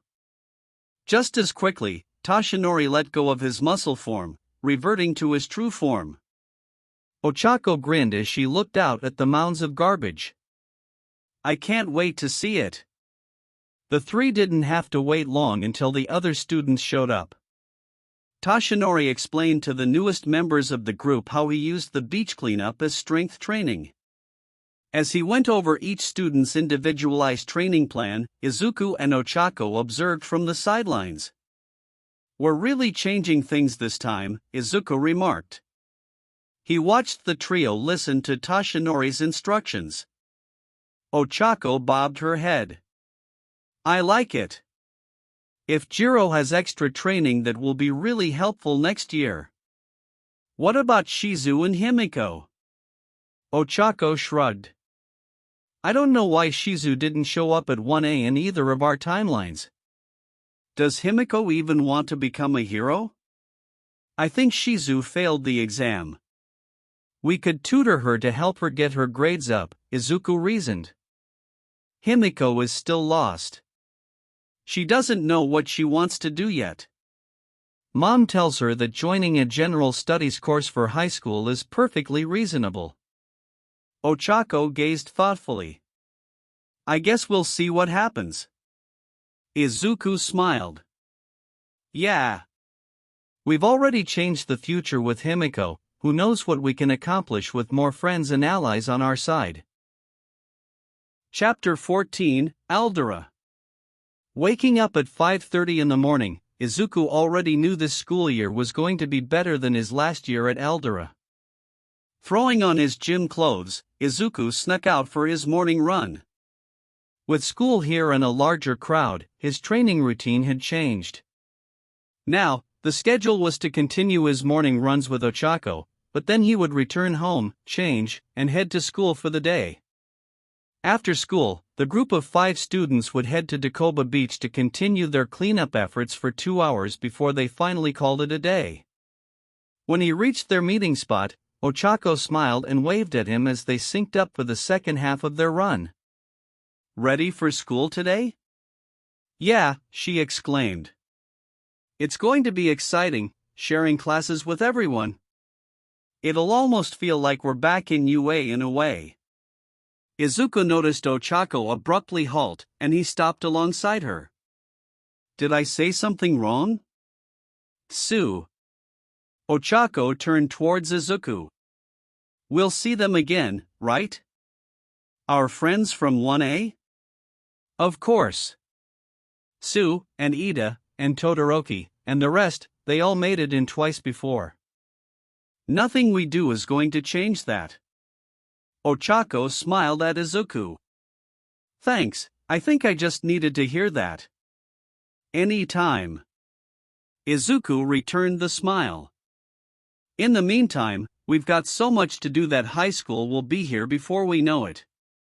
"You're right." Fire filled Ochako's eyes as she pumped her fist in the air. Ochako took off at a faster pace, and after a moment to recover, Izuku caught up. And the two pushed themselves with a renewed vigor to finish their jog. After their morning exercise, Izuku and Ochako parted ways, heading home to have breakfast and get ready for school. Less than an hour later, they reunited at the same spot, now with the addition of Himiko to their group. "Everyone ready?" Ochako called out as she approached. "Yep." Izuku called back. Himiko swallowed. "Why yeah." Izuku and Ochako looked at each other in silent understanding before Izuku turned to Himiko. "What's wrong?" "I just don't have good memories of school," Himiko admitted. "I thought I was getting better, but now that we're actually heading to school." Izuku gently touched Himiko's arm. "Do you remember what I told you about my time at Eldora?" He waited for Himiko to nod before he continued. "Well, Montrose was a completely different experience after I transferred. I'm sure things will be better for you as well." "Yeah, but your situation is different." "It's not like you were held back," Himiko grumbled. "There was a reason for that," Ochako pointed out. "And I'm sure the teachers here will understand. You don't have to tell your classmates if you don't want to, right?" Himiko paused, looking down at her hands for a moment as if deep in thought. I don't want to lie to people anymore. I want them to accept me for me." Izuku put a hand on Himiko's shoulder. "Well, you've got us, right? And Jiro, Tsunako, and Shizu too." "Yeah. Even if your classmates are jerks, you've got people supporting you." Himiko's eyes misted up as she gave the two a toothy smile. "You're right. And Mama Inko already told me that if any of the teachers are bad, let her know." Izuku gave her a reassuring grin. "See? It'll be different this year." Seemingly feeling better, Himiko rubbed her eyes with her sleeve. "All right. I can do this. Lead the way." After saying his goodbyes to the two girls, Izuku made his way to his homeroom, where he met up with his friends. "Yo, Midoriya," Jiro greeted. Izuku waved as he walked back to his friends. "Long time no see." "Midoriya, we saw you yesterday for training," Aika replied. That caused Hikari to laugh.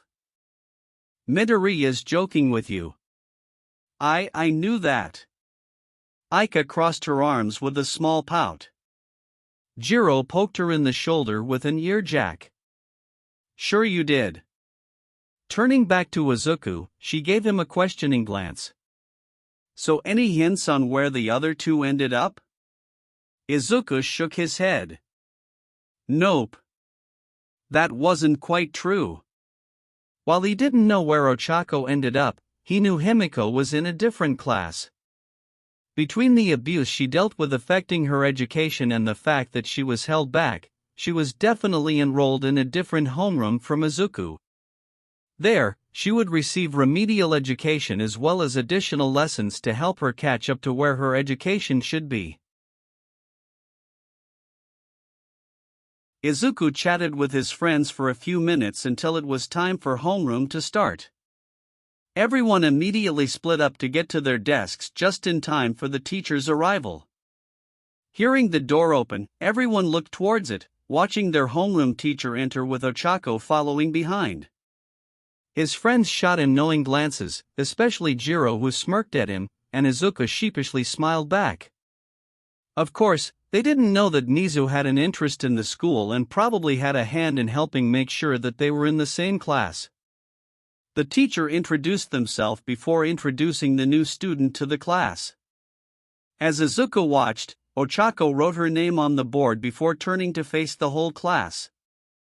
"Hi, I'm Ochako Uraraka. It's nice to meet you all.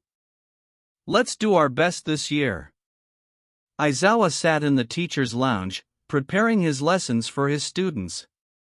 One of the more interesting pieces of information he learned from Izuku and Ochako was that his incoming class was going to be trouble and that he had expelled them almost immediately, only to re-enroll half of them by the end of the first semester. Learning this ahead of time was both good and bad for Aizawa. Good, because now he knew his class would be trouble. Bad, because now that they were aware of it, Nizu would prefer that he be more selective in weeding out the troublemakers. After all, it didn't do well to put an entire hero class a semester behind, if he could help it, not to mention the associated damage to UA's reputation and the students in Class 1B. And so he was sitting here, planning exercises to help him weed out the troublemakers before they brought the whole class down with them. It wasn't the first time, and it certainly wouldn't be the last, but he found himself cursing his other selves and All Might for not sharing more details with the kids. Knowing that time travel quirks existed now, he wondered how Nizu would plan to handle information sharing in the future to account for this. But that was a problem above his pay grade. Hearing his phone go off, Aizawa annoyedly looked at his phone to see it was Nizu. Sighing, he grabbed his phone and made his way to the principal's office. "Ah, Aizawa, right on time. I hope this is important." "It is, unfortunately. You see, I would like you to visit Aldera Middle School today and interview the principal and young Bakugo." Nizu slid a file folder across his desk. Warily, Aizawa picked up the folder and flipped through it. Midoriya's old school bully? Why this sudden interest? As much as I am loath to admit it, Nizu warily began with a sigh, the information we have received from Mr. Midoriya and Miss Uraraka is woefully incomplete. So it's time to begin supplementing the information more directly. And why the interest in this school? Why this kid in particular and not the other 17 members of their class? Well, 3 reasons. First, is its proximity to UA. Despite Aldera Middle School being the closest school to UA, it has never had a student successfully pass UA's entrance exam. Second, is the attitude displayed by the teachers. There is clearly a blatant quirkism bias running through the system.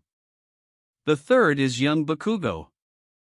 While both of our guests insist that he is on his way to becoming a hero, that doesn't change the fact that there were red flags displayed in his attitude. The 3 facts together paint an interesting picture, and I want to make sure we avoid any future headaches. Aizawa frowned. And I suppose you want me to do this as soon as possible? Indeed. I have already called ahead and explained that you will be departing UA soon to visit them. Irritation crossed Aizawa's face as he entered the gates of the school, a raccoon mutant in a suit waiting for him. "Ah, Mr. Aizawa. What brings you to my lovely school today?" Aizawa could already tell he was going to despise the principal. "I heard there were a couple of promising students here and was sent to scout them." The principal seemed to be thrown off balance by his statement. T2 students? May I inquire who? Aizawa casually pulled out his phone as if he was checking his notes. Katsuki Bakugo and Izuku Midoriya. The principal let out some inhuman sound. While young Bakugo is our most promising student, I don't know who recommended young Midoriya. For two reasons: first, he no longer attends this school, and second, he is quirkless. He is definitely not hero material. Aizawa raised his eyebrow in suspicion. Well, it appears my sources may have been wrong then. I guess you can have a good day. Aizawa casually began to turn away when he heard the principal shout in protest. Wait, no. What about young Bakugo? Well, if my source was partially wrong, doesn't that throw everything into doubt? The principal seemed to pale. Please. You should at least see his record. I promise he is going to be a wonderful future hero. Aizawa seemed to consider it. And you said Midoriya used to attend here? The principal nodded his head vigorously. Why, yes. His mother had him transfer to a different school for the previous semester, but he had attended Aldera until that point. Then maybe they weren't entirely wrong. I would like to see both of their records. Of course, please, come this way. If there's anything you need to see, we can provide it. The principal ushered him inside, and Aizawa allowed himself a satisfied smile. Gotcha. After several hours of going through the school, Aizawa was ready to call this a failure. The school was utterly unremarkable. The teachers were ordinary, almost all of the students had minor quirks, and the textbooks he saw were old. No wonder UA didn't have any students from Aldera, Aizawa mused as he entered the security office. This school looks like it's barely holding on as it is. Sitting down at an old desk, Aizawa began pulling up old records. Nominally, it was to see what kind of skills these two students demonstrated during PE class, but Aizawa had an entirely different goal in mind. Finding the first video he was looking for, Aizawa watched, fast-forwarding until he found what he wanted. There. Pausing the video, Aizawa frowned as he looked down at the two files. He clearly saw Katsuki being the aggressor in the video, but he then found the incident in Izuku's file. A citation for disruption during sports class. Meanwhile, Katsuki's file was spotless. Something didn't add up. Frowning, Aizawa continued through the videos. Finally, during the last period of the day, Aizawa was able to interview Katsuki directly. Now remember, let me do the talking. Yeah, I get it, an annoyed-sounding voice of a student could be heard approaching the door. Aizawa just sat there and waited. He watched as the principal came in with a young blonde-haired student who wore a scowl on his face, which surprised Aizawa. Normally, he expected students to be excited about a hero visiting their school, but not this one. Now then, Eraserhead.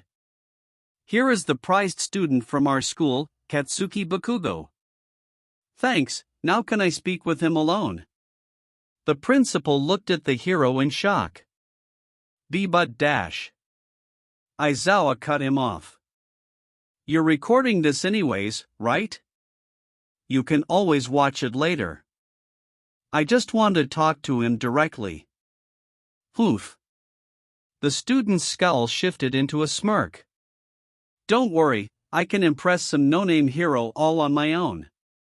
If you two are in agreement, then I will be on my way. The principal walked to the door. Let me know when you are done. I will, Aizawa promised to the retreating principal. Finally. The old man was a pain in the ass, Bakugo declared as the door closed, turning to Aizawa. So UA's interested in me already, huh? I'm glad to see they can recognize greatness. Actually, We have been warned you may not be cut out to be a hero, Aizawa sharply said, direct and to the point. After years of living with Emi, he knew how to get under someone's skin. What was that? Bakugo slammed his hands onto the table. What kind of no-name hero do you think you are? The kind that has a 50-50 chance of teaching you next year. Aizawa continued to stare at him with an uncaring expression. That seemed to have gotten Katsuki's attention. Wait, you're telling me someone like you is teaching at UA? That's right. Then how come I've never heard of you before? Katsuki sourly demanded. Because I work as an underground hero, kid. That means I stay out of the spotlight. Underground, huh? I've heard of those. A bunch of people with unimpressive quirks who can't cut it as big-time heroes. More like I don't have time to deal with the annoyance of the press and media, Aizawa scoffed. While people like you are too focused on the charts, I'm out there doing my job. What was that? Katsuki menacingly stared at Aizawa, but the hero didn't seem to care. I'm saying you're perfect for the top 10. You've got the ego for it. I'm not just going to be in the top 10. I'm going to be number 1. And nobody's going to stop me, least of all some hobo with a weak quirk. Oh? So you're saying you're okay if I get you barred from UA then? That seemed to do the trick as Katsuki stood still, the small explosions popping off of his hands instantly stopping. What the hell? Aizawa's eyes were wide now, his hair standing on its end, but otherwise, he hadn't moved from his chair. I face villains with your attitude all the time. My supposedly weak quirk turns off theirs, and suddenly they realize how much they've been relying on their quirk to get their way. TCH, some quirk. Just because you can bring them down to your level. Katsuki glared at Aizawa. And what if you run into a mutant, huh? I bet your quirk can't turn them off. And how do you think you'd do without your quirk? Aizawa asked pointedly. Bakugo growled in anger. Screw you. I could take you with or without a quirk. Are you really going to threaten a hero? You know that would get you labeled a villain, right? Like hell it would. Nobody would side with you. Aizawa smirked. So that's how it is. This school has gotten into your head and made you think you're invincible. You're not. Katsuki merely growled in frustration, while Aizawa continued, this school has made you think there are no consequences, that you can do whatever you want and you're the best. When the truth is you're just a big fish in a small pond. How dare you? I'm on a whole other level. Don't make me laugh. Do you know what the acceptance rate for UA is? 0.5%. Do you really think that the 40 students we accept into the hero course every year are anything less than the best Japan has to offer? Katsuki glowered at Aizawa. But he couldn't help but feel doubt creeping in at his words. It doesn't matter. I'm still better. Why? Because some teachers tell you that? Newsflash, kid. The other kids who make it to UA are told the same thing. What makes you so special? Katsuki felt alarms going off in his head as his insecurities threatened to break out. Was he really just like other kids? Now you're getting it. Aizawa read the look of fear on Katsuki's face. You really did think you were on a pedestal. But you're not. Aizawa stood up. I've seen all I need to see.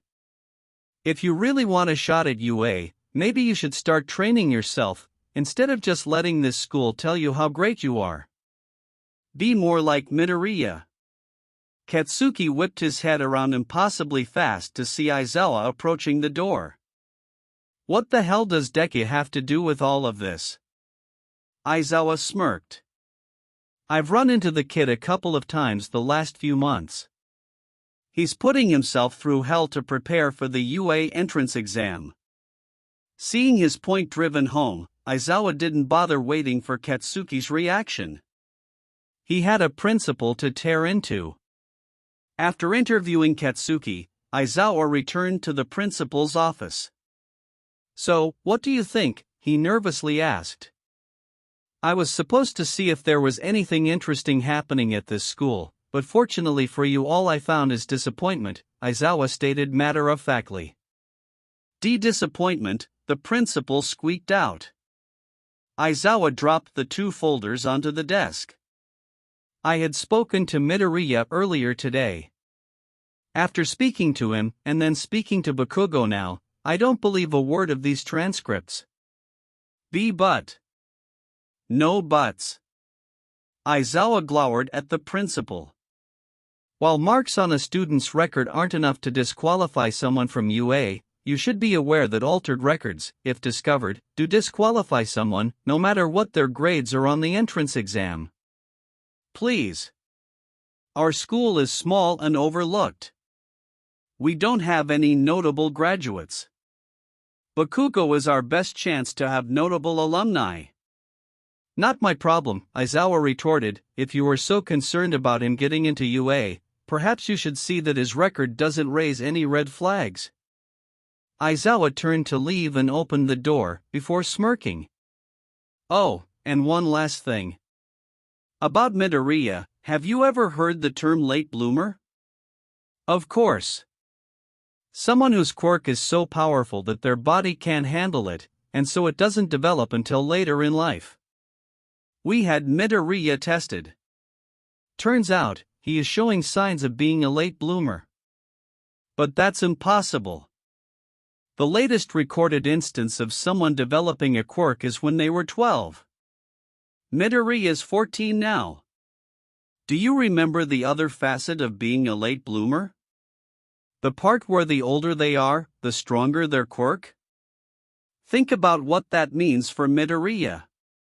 Aizawa found himself deeply satisfied as he heard the principal's wailing behind him as he slipped out of the office. When he reached the entrance of the building, Aizawa heard his phone buzzing. Pulling it out, he noticed it was from All Might. With a weary sigh, he picked up the call. "Aizawa here." On the other end of the line, All Might sounded shameful. "Do you remember that sludge villain I was supposed to chase today?" Aizawa sighed and pinched the bridge of his nose. "What happened?" "Well, it fled into the sewers to escape, and it didn't come up where we were expecting it to. So I may have lost it?"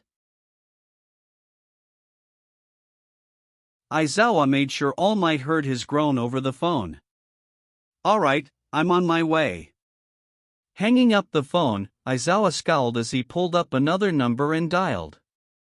"Midoriya, this is Aizawa. I need some details on the sludge villain attack." Aizawa knew his suspicions were right when he heard explosions in the shopping district. As he approached, he saw the helpless local heroes keeping the crowd away, while in the alleyway, he spotted what he was afraid of: Katsuki being attacked by the sludge villain and firing off his explosions carelessly. Tugging on his capture weapon, Aizawa released it as he put on his goggles before walking up to Backdraft. "Let me handle this." "But your quirk." Backdraft tried to protest before Aizawa glared at him. "You call yourselves heroes, and you're just going to let a kid die? If you rely too much on your quirk, someone like me is going to eat you alive." Pushing past Backdraft, Aizawa surveyed the scene. Bakugo appeared to still be conscious, but fading quickly, firing explosions randomly in an attempt to fight against his attacker. The sludge villain recognized this and kept his main body away from his victim's hands while trying to suffocate him. From talking to Izuku, even though his body is mostly gelatinous, his eyes and mouth are solid, which gave him something to target. But first things first, rescuing the kid. With a swift motion, Aizawa launched his capture scarf, wrapping it around one of the villain's eyes and pulling. With a scream, the sludge villain had to adjust to keep his eye from being pulled out completely, loosening his grip on his victim.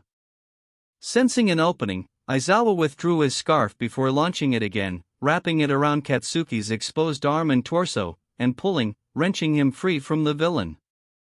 Katsuki landed with a dull thud at his feet, pushing himself up with his arms as he coughed. "What the hell do you think you're doing? Your quirk doesn't work on mutants like him. Just shut up and watch. Or are you so self-important that you didn't listen to a thing I said an hour ago?" Bakugo was about to protest, but the glare Aizawa shot at him shut him up until he felt Kamui Wood's branches wrap around him and pull him to safety.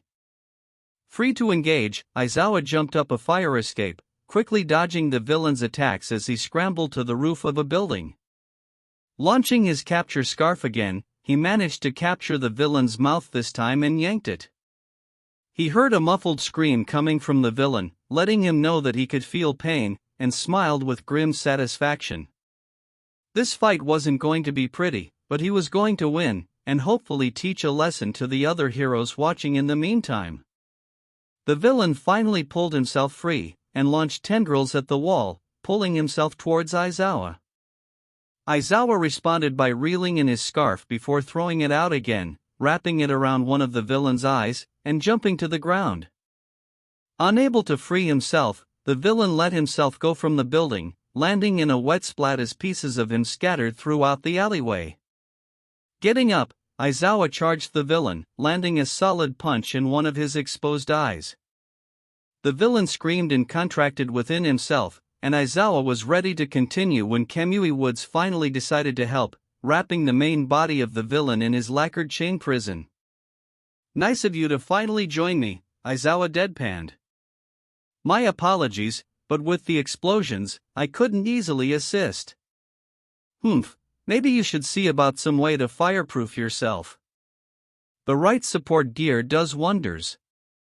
As if to emphasize his point, Aizawa collected his capture scarf and wrapped it around his neck. Kamui Woods gave him an incredulous stare before bowing his head. "You're right, I'll look into that." Aizawa walked over to the paramedics, wanting to check on Katsuki. As much as the kid needed to be taken down a peg, Aizawa didn't want him to be seriously hurt. "You okay, kid?" Of course, Katsuki snapped out, but judging from his eyes, Aizawa could tell it was an act. "Good. Let this be a lesson to you. There's still 10 months until the entrance exam." Yeah. "I'm going to take first place on that stupid exam, and you'll be begging me to attend your school. Just you wait." Aizawa gave the kid a menacing smile. "I'd like to see you try." As Katsuki sat there while the paramedics supplied him with oxygen and watched Aizawa's retreating form, he suddenly realized why he was so scared of Izuku. Despite all of his handicaps, Izuku never gave up. No matter how much Katsuki beat him down, trying to get him to break, he never broke. He didn't give up when he was 4, he didn't give up when he was 9, and he certainly didn't give up when he saw him with that round-faced girl 2 weeks ago. With that drive, and with what he had just witnessed from Aizawa.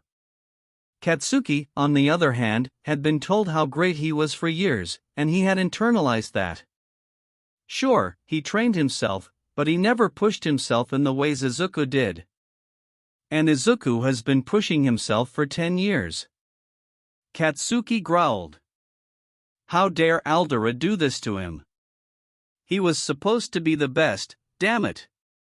The school played him like a damned fiddle, and like a fool he bought it.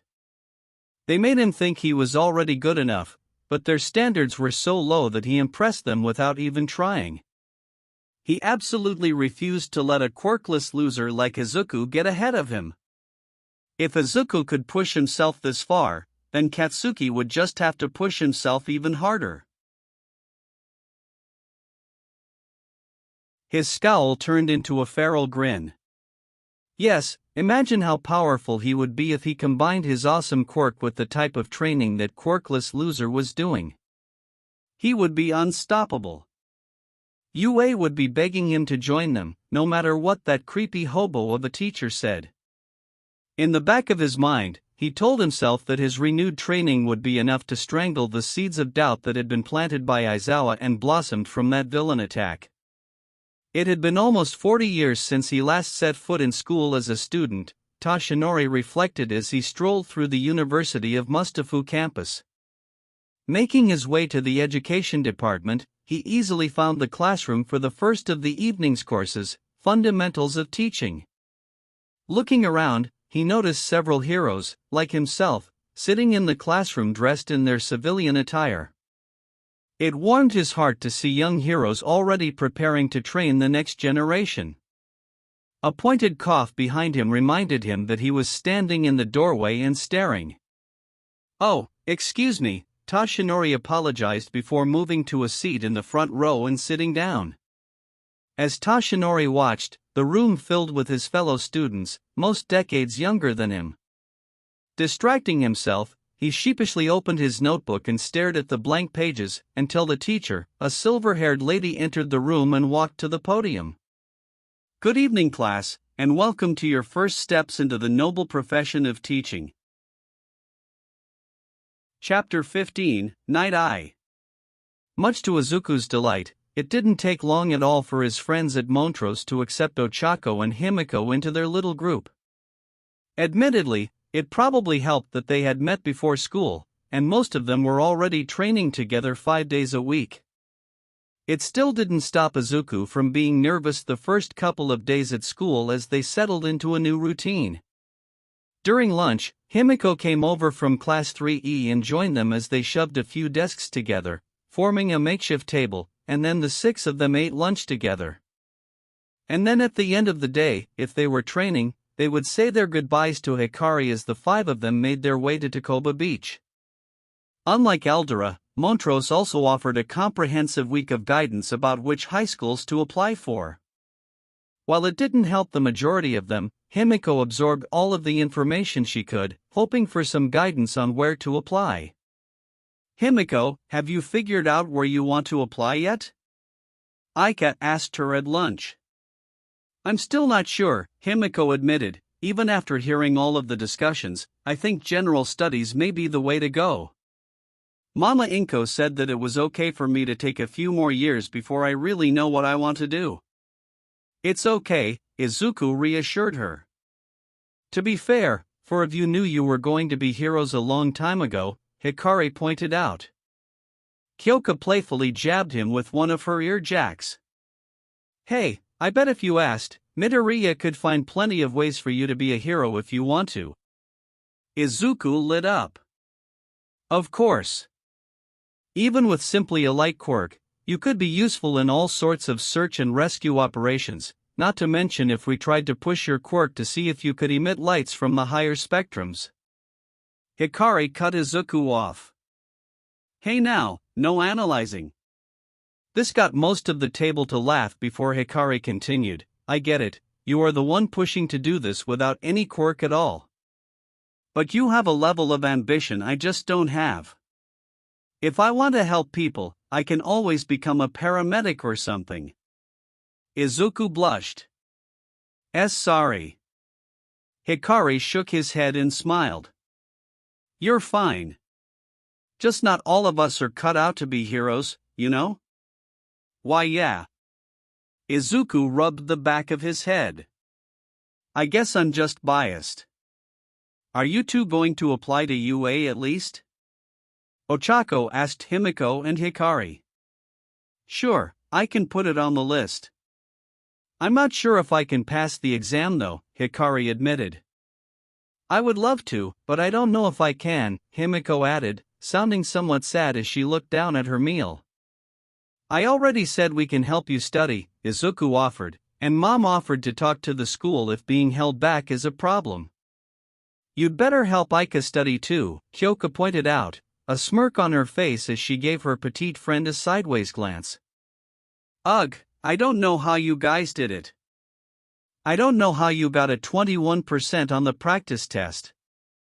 Hikari exclaimed, "Even if you were just randomly guessing, statistically you should have gotten a higher score than that." "Don't remind me." Aika banged her head on the table dramatically. I'm a lost cause. Here I come. I wouldn't count yourself out just yet, Ochako encouraged. We've still got 10 months to work on you. Yeah, we'll just have to see what happens. You ready? Midnight asked Toshinori as he approached the car, bag in hand. Of course.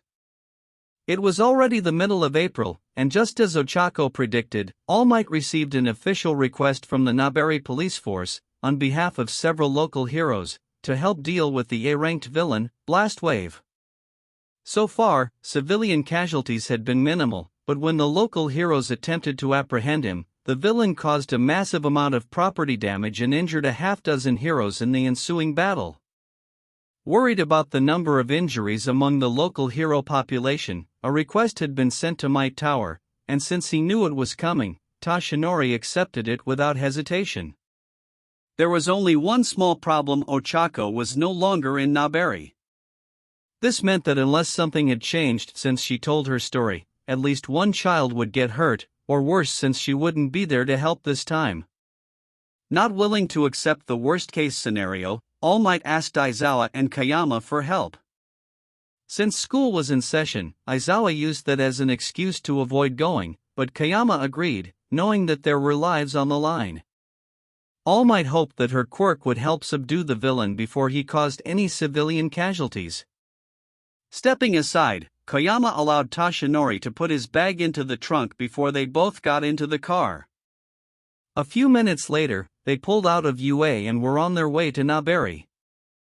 They settled into a comfortable silence for the first hour, watching the city slowly fade away into the countryside.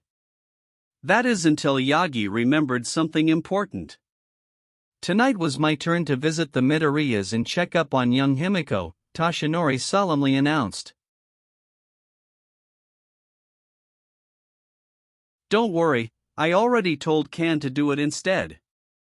Since you have all but taken over those visits for us, it's only fair that he picks up the slack while All Might is on important business. That's good. Despite his words, Toshinori couldn't ignore the aching in his chest. Yagi, are you sad you don't get to visit the Midoriyas tonight? A little, Toshinori admitted, catching Kayama off guard. I have been enjoying those visits. Well, at least someone is open about their feelings. Kayama smirked. Inko is a lovely lady. The comment caught Toshinori off guard, and he descended into a coughing fit, using a handkerchief to prevent blood from spraying everywhere in the car. It took him a moment before he recovered. You're not wrong, Mrs. Midoriya is a lovely lady. Even though she is a civilian, she knows a lot about heroes. Young Midoriya's influence, no doubt. And my meanings about young Himiko always run long, just because she is pleasant company. It feels nice. Kayama smiled warmly. I agree. She is always willing to lend a helping hand. She's even offered to let me stay for dinner after a particularly rough day of work. But I feel like your connection to her is even stronger. After a long pause, Yagi's response was not what Kayama was expecting. Perhaps. But for now, she is the first person with whom I can just be Toshinori Yagi. What do you mean? Even though many people know me as Toshinori Yagi in this form, almost all of them also know I am All Might. This is true for both the staff at UA and my trusted employees at Might Tower. Mrs. Midoriya just knows me as Toshinori Yagi, an assistant at Might Tower. It may be because I have been a hero for 40 years, but the freedom to just be Toshinori is something I am enjoying more than I thought I would. Midnight smiled as she looked at All Might out of the corner of her eye. You really are full of surprises.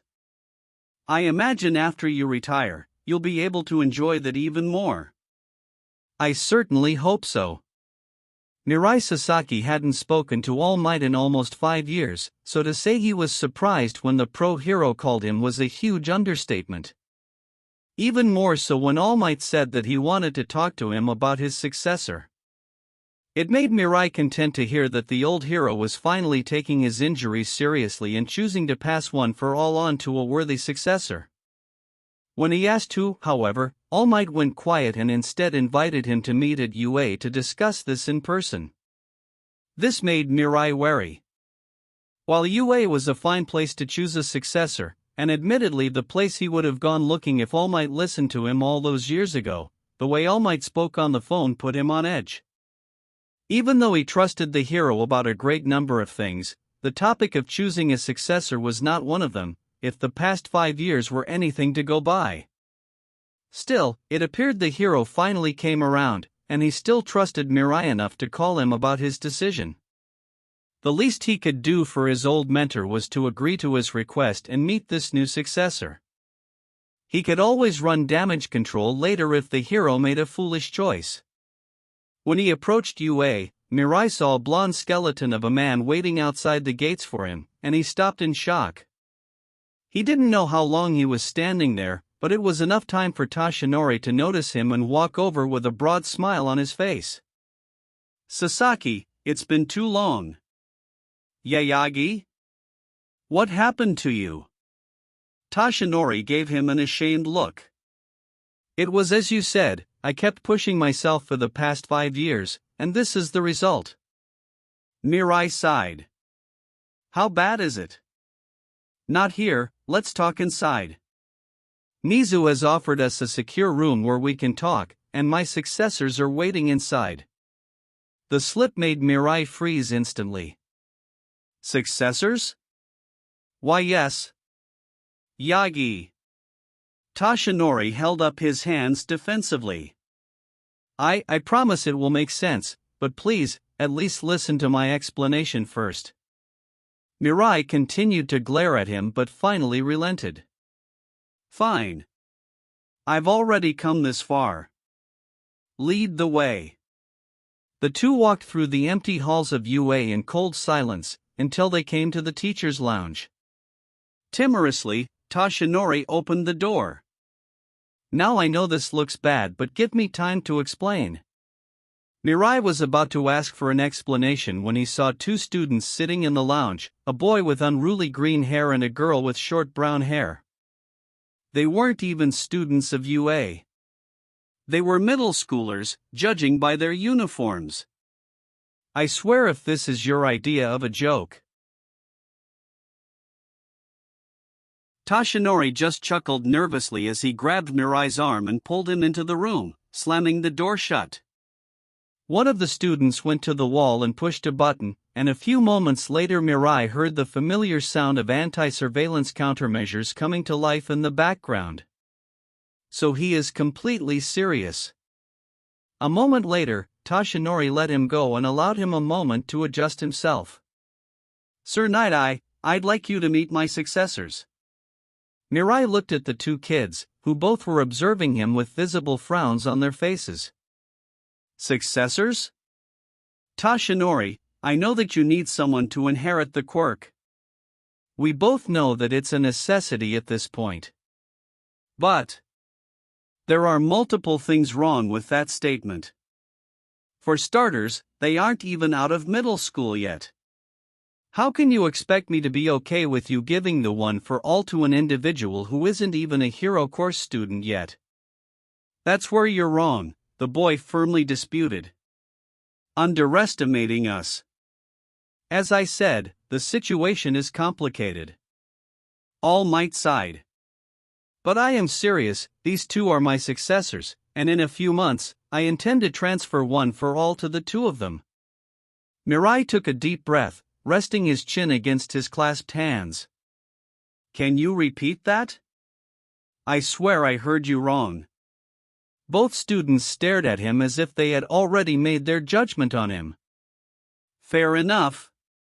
He wasn't here to make friends with some kids. He was here to prevent All Might from making a terrible mistake. While his heart was in the right place, he often rushed to judgment without considering the bigger picture, and without Mirai to balance him out, he feared that is exactly what happened. "It is my wish that these 2 children share one for all, and become the foundation for what comes after I retire as the symbol of peace," Toshinori calmly replied. Yaigi, have you lost your mind? Mirai felt the tension rising in his voice. First you tell me that you've decided that these two children are to be your successors. Then you tell me that they are going to share one for all? How could you even conceive of such an idea? Who would you choose to be his successor? The voice of the green-haired boy cut in again. Someone from UA, perhaps? Mirio Togata? Who? Mirai asked. The brown-haired girl picked up a file folder that sat on the table in front of her and hurled it at Mirai, who reflexively caught it without looking. Opening the file, he saw the smiling face of a second-year UA student. In both of our timelines, you were upset at All Might for his choice of successor, and so you took it upon yourself to train Mirio as All Might's true successor. You never got the chance to try manipulating Ochako into giving up One for All, but when given the chance I chose to do a work study under you. I had hoped to bridge the gap between you and All Might. And do you want to know what you said to me? You told me you were letting me join your agency so that I could see firsthand how Mirio was more worthy to be All Might's successor than I was. And that I would see the error of my ways and give him One for All. Mirai stared at the two kids in stunned silence before looking at Toshinori. He simply stood there, patiently waiting for Mirai to digest everything he had just heard. He then turned back to the two kids, sitting there with their arms crossed, waiting for him. This lasted for a few minutes, Mirai looking back and forth between the students and Toshinori as he processed everything that he heard. Eventually, slowly, Mirai looked Toshinori in the eyes. They said both of their timelines as if they already had One for All and met me in the past. Do you mean to tell me dash? Yes, Toshinori frankly replied. Those two children are from the future. Mirai gaped at Izuku and Ochako with renewed eyes. As far as he could tell, they were just normal middle school kids. He turned back to Toshinori. If you are making that claim, I hope you have evidence to back it up. There has never been any proof of a time travel quirk ever existing, and for that to change now. Or this was a trap, Mirai thought. He knew that even after they stopped All for One, they never fully uncovered his network completely. If someone else knew about One for All, they could have attempted an elaborate ruse to obtain it. Toshinori sighed. Please, sit down. This is going to take a while. Cautiously, Mirai sat down on one of the couches and set Mirio's file down before crossing his arms and examining the hero. I'm listening. Toshinori looked fondly at the two kids. A little over 6 months ago, young Midoriya, he said, indicating the green-haired boy, made desperate contact with Recovery Girl, revealing that he knew about me, One for All, and All for One. All of which were confirmed true by Detective Tsukachi. I am familiar with him, Mirai sharply replied, but his quirk is not flawless. With proper suggestion and hypnosis, you could get around his quirk. Toshinori held up his hand. We had thought the same thing. But then upon further discussion, young Midoriya revealed much more personal information that someone like All for One would not have known. Finally, he revealed to us the fact that young Uraraka was sent back alongside him. Toshinori gestured to the brown-haired girl. Mirai noticed the two's uneasy movements, with the girl tapping her foot and the boy fidgeting with his fingers, impatiently awaiting Toshinori's decision. I'm assuming she told you the same thing? Yes. And I believe them. Like it or not, these two are from the future, and both were chosen by me to be the ninth bearer of One for All. How is that possible? How can you have chosen multiple people to be your successor? That's because we're not from the same future, Ochako answered. Izuku and I somehow, we both came from different futures, and due to a miracle, we ended up back here together. It was perhaps fate, or destiny, that we were both friends in our past. The two shared an obscure smile. And our destinies ended up entwined when we were sent back. Okay, suppose this is all true. That would confirm that a quirk capable of time travel does, in fact, exist in the future. Yes, Toshinori replied simply. Shouldn't we be concerned with finding the person who has that quirk? Toshinori smiled. You are looking at him. Mirai opened his mouth to say something but was interrupted by Izuku. The power is contained within One for All. When All Might passed the quirk onto us, it underwent some sort of awakening, and we gained the ability to access all of the previous holders' quirks at a much greater strength than their owners had during their lifetime. Mirai turned to look at Toshinori in disbelief. So, the next holder of One for All has access to 6 additional quirks beyond your strength. If that is true, shouldn't you be extra careful about whom you choose to inherit this power? He couldn't help but look at the file on the table, seeing the smiling face of Togata staring at the ceiling. That would be a further argument to choose someone who is already undergoing training. That way you would know more about their character and their ability to control their quirk. Toshinori sent his friend a pensive frown. I have observed these two closely over the past 6 months, and their behavior matches their words. They are both more than worthy to inherit my power. While it may be complicated, it is not without precedent that they can share its power, at least temporarily.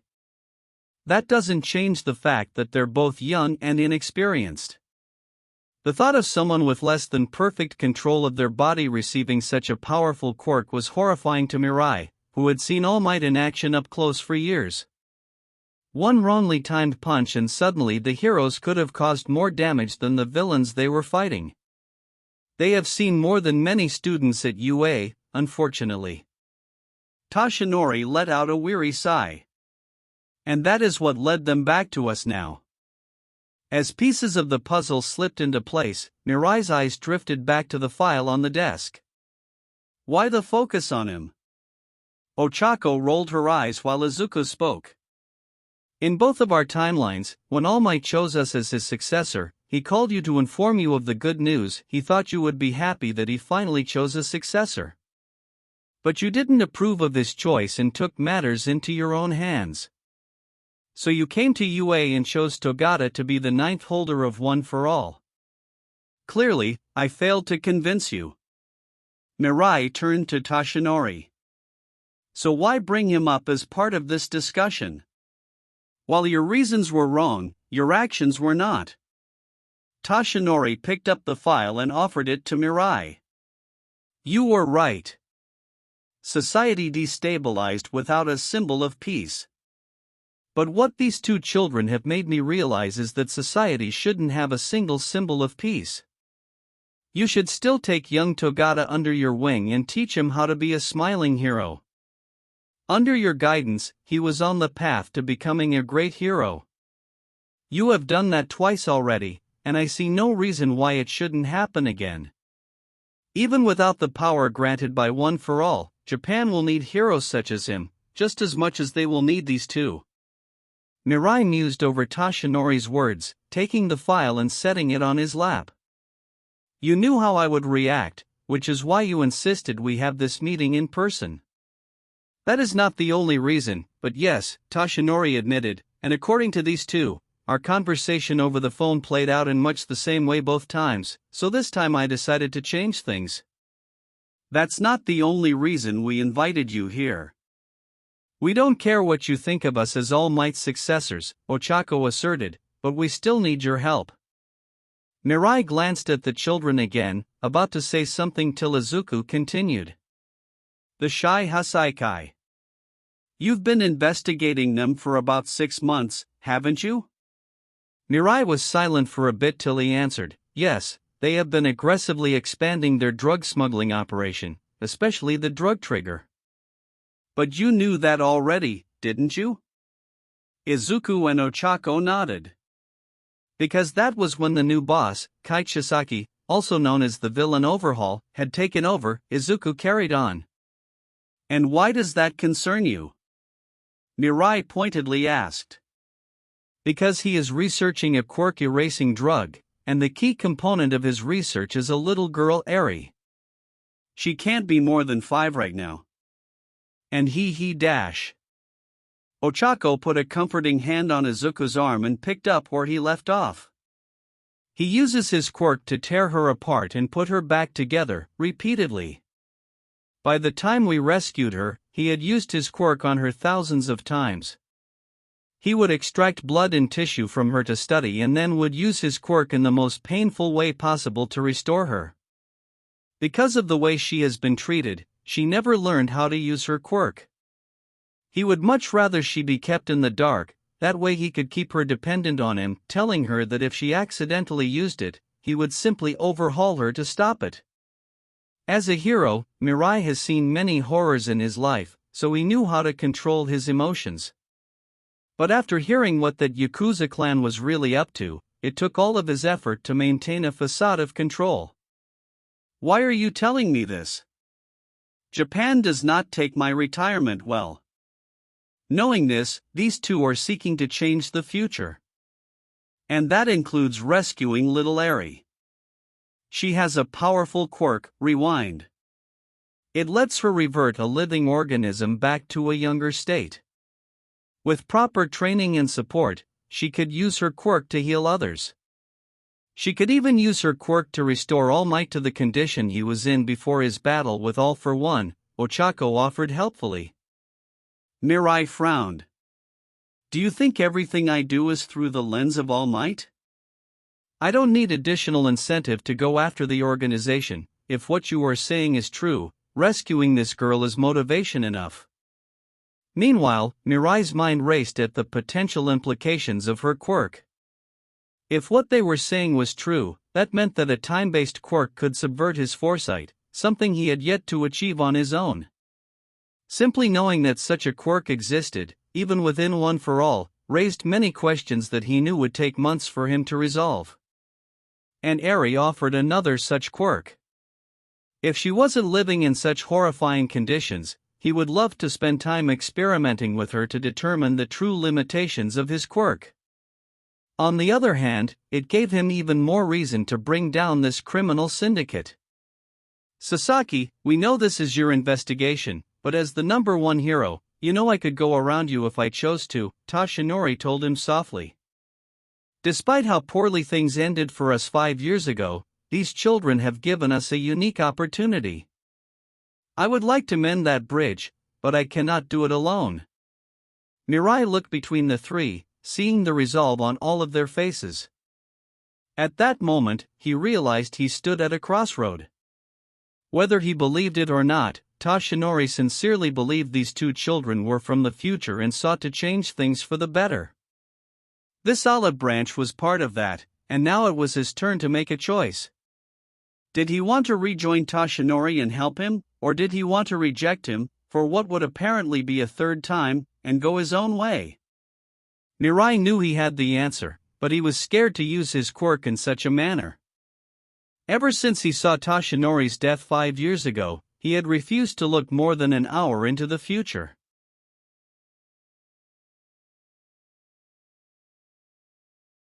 This situation, however, seemed to warrant it. Mirai turned towards Izuku and Ochako. Will one of you be willing to let me use my quirk on you, to see the next several years? Izuku and Ochako turned to each other, silently debating amongst themselves before nodding. Izuku turned back to Mirai. Use your quirk on me. I'll accept the consequences. Izuku offered his hand, while Mirai reached out and touched it before he activated his quirk. Immediately, Mirai found himself regretting his decision. The best way he could describe what he saw was that he was watching two movies superimposed on top of each other. It took all his effort to try and separate the two, picking out even the most basic of details. He watched himself recoiling from the effort, but he also saw a completely different scene of Izuku wandering through a junkyard, lifting old discarded appliances. He could only hold his quirk for a few seconds before he was overwhelmed. Quickly, he cancelled his quirk, trying to catch his breath. What?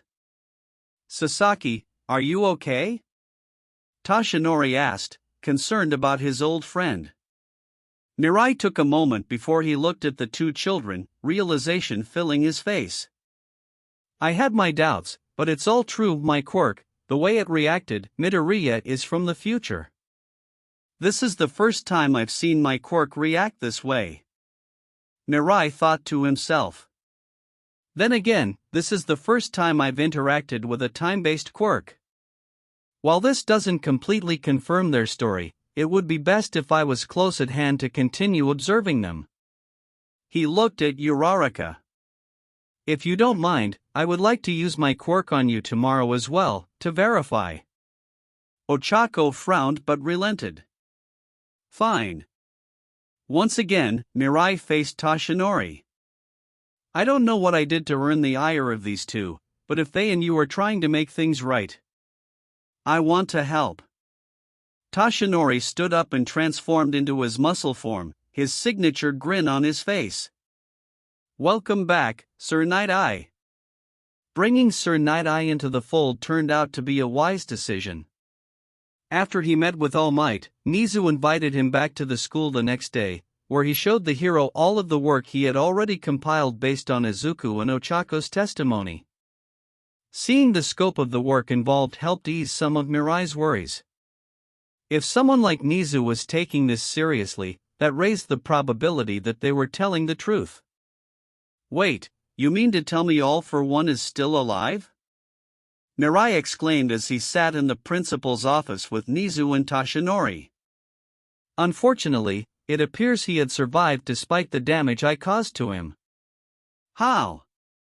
He had 200 years to prepare, Nizu replied calmly. It is not hard to imagine he has many contingencies stored among the quirks he had stockpiled. Why didn't you lead with that, instead of talking about the Shy Hasaikai? Mirai asked Toshinori pointedly. Toshinori laughed nervously. You see. This child, Eri. She has deep personal meaning for those two, and knowing the conditions she is being forced to endure, they wish to remedy the situation as soon as possible. There is also a practical benefit, Nizu explained, destroying his research on quirk erasing bullets before it comes to fruition.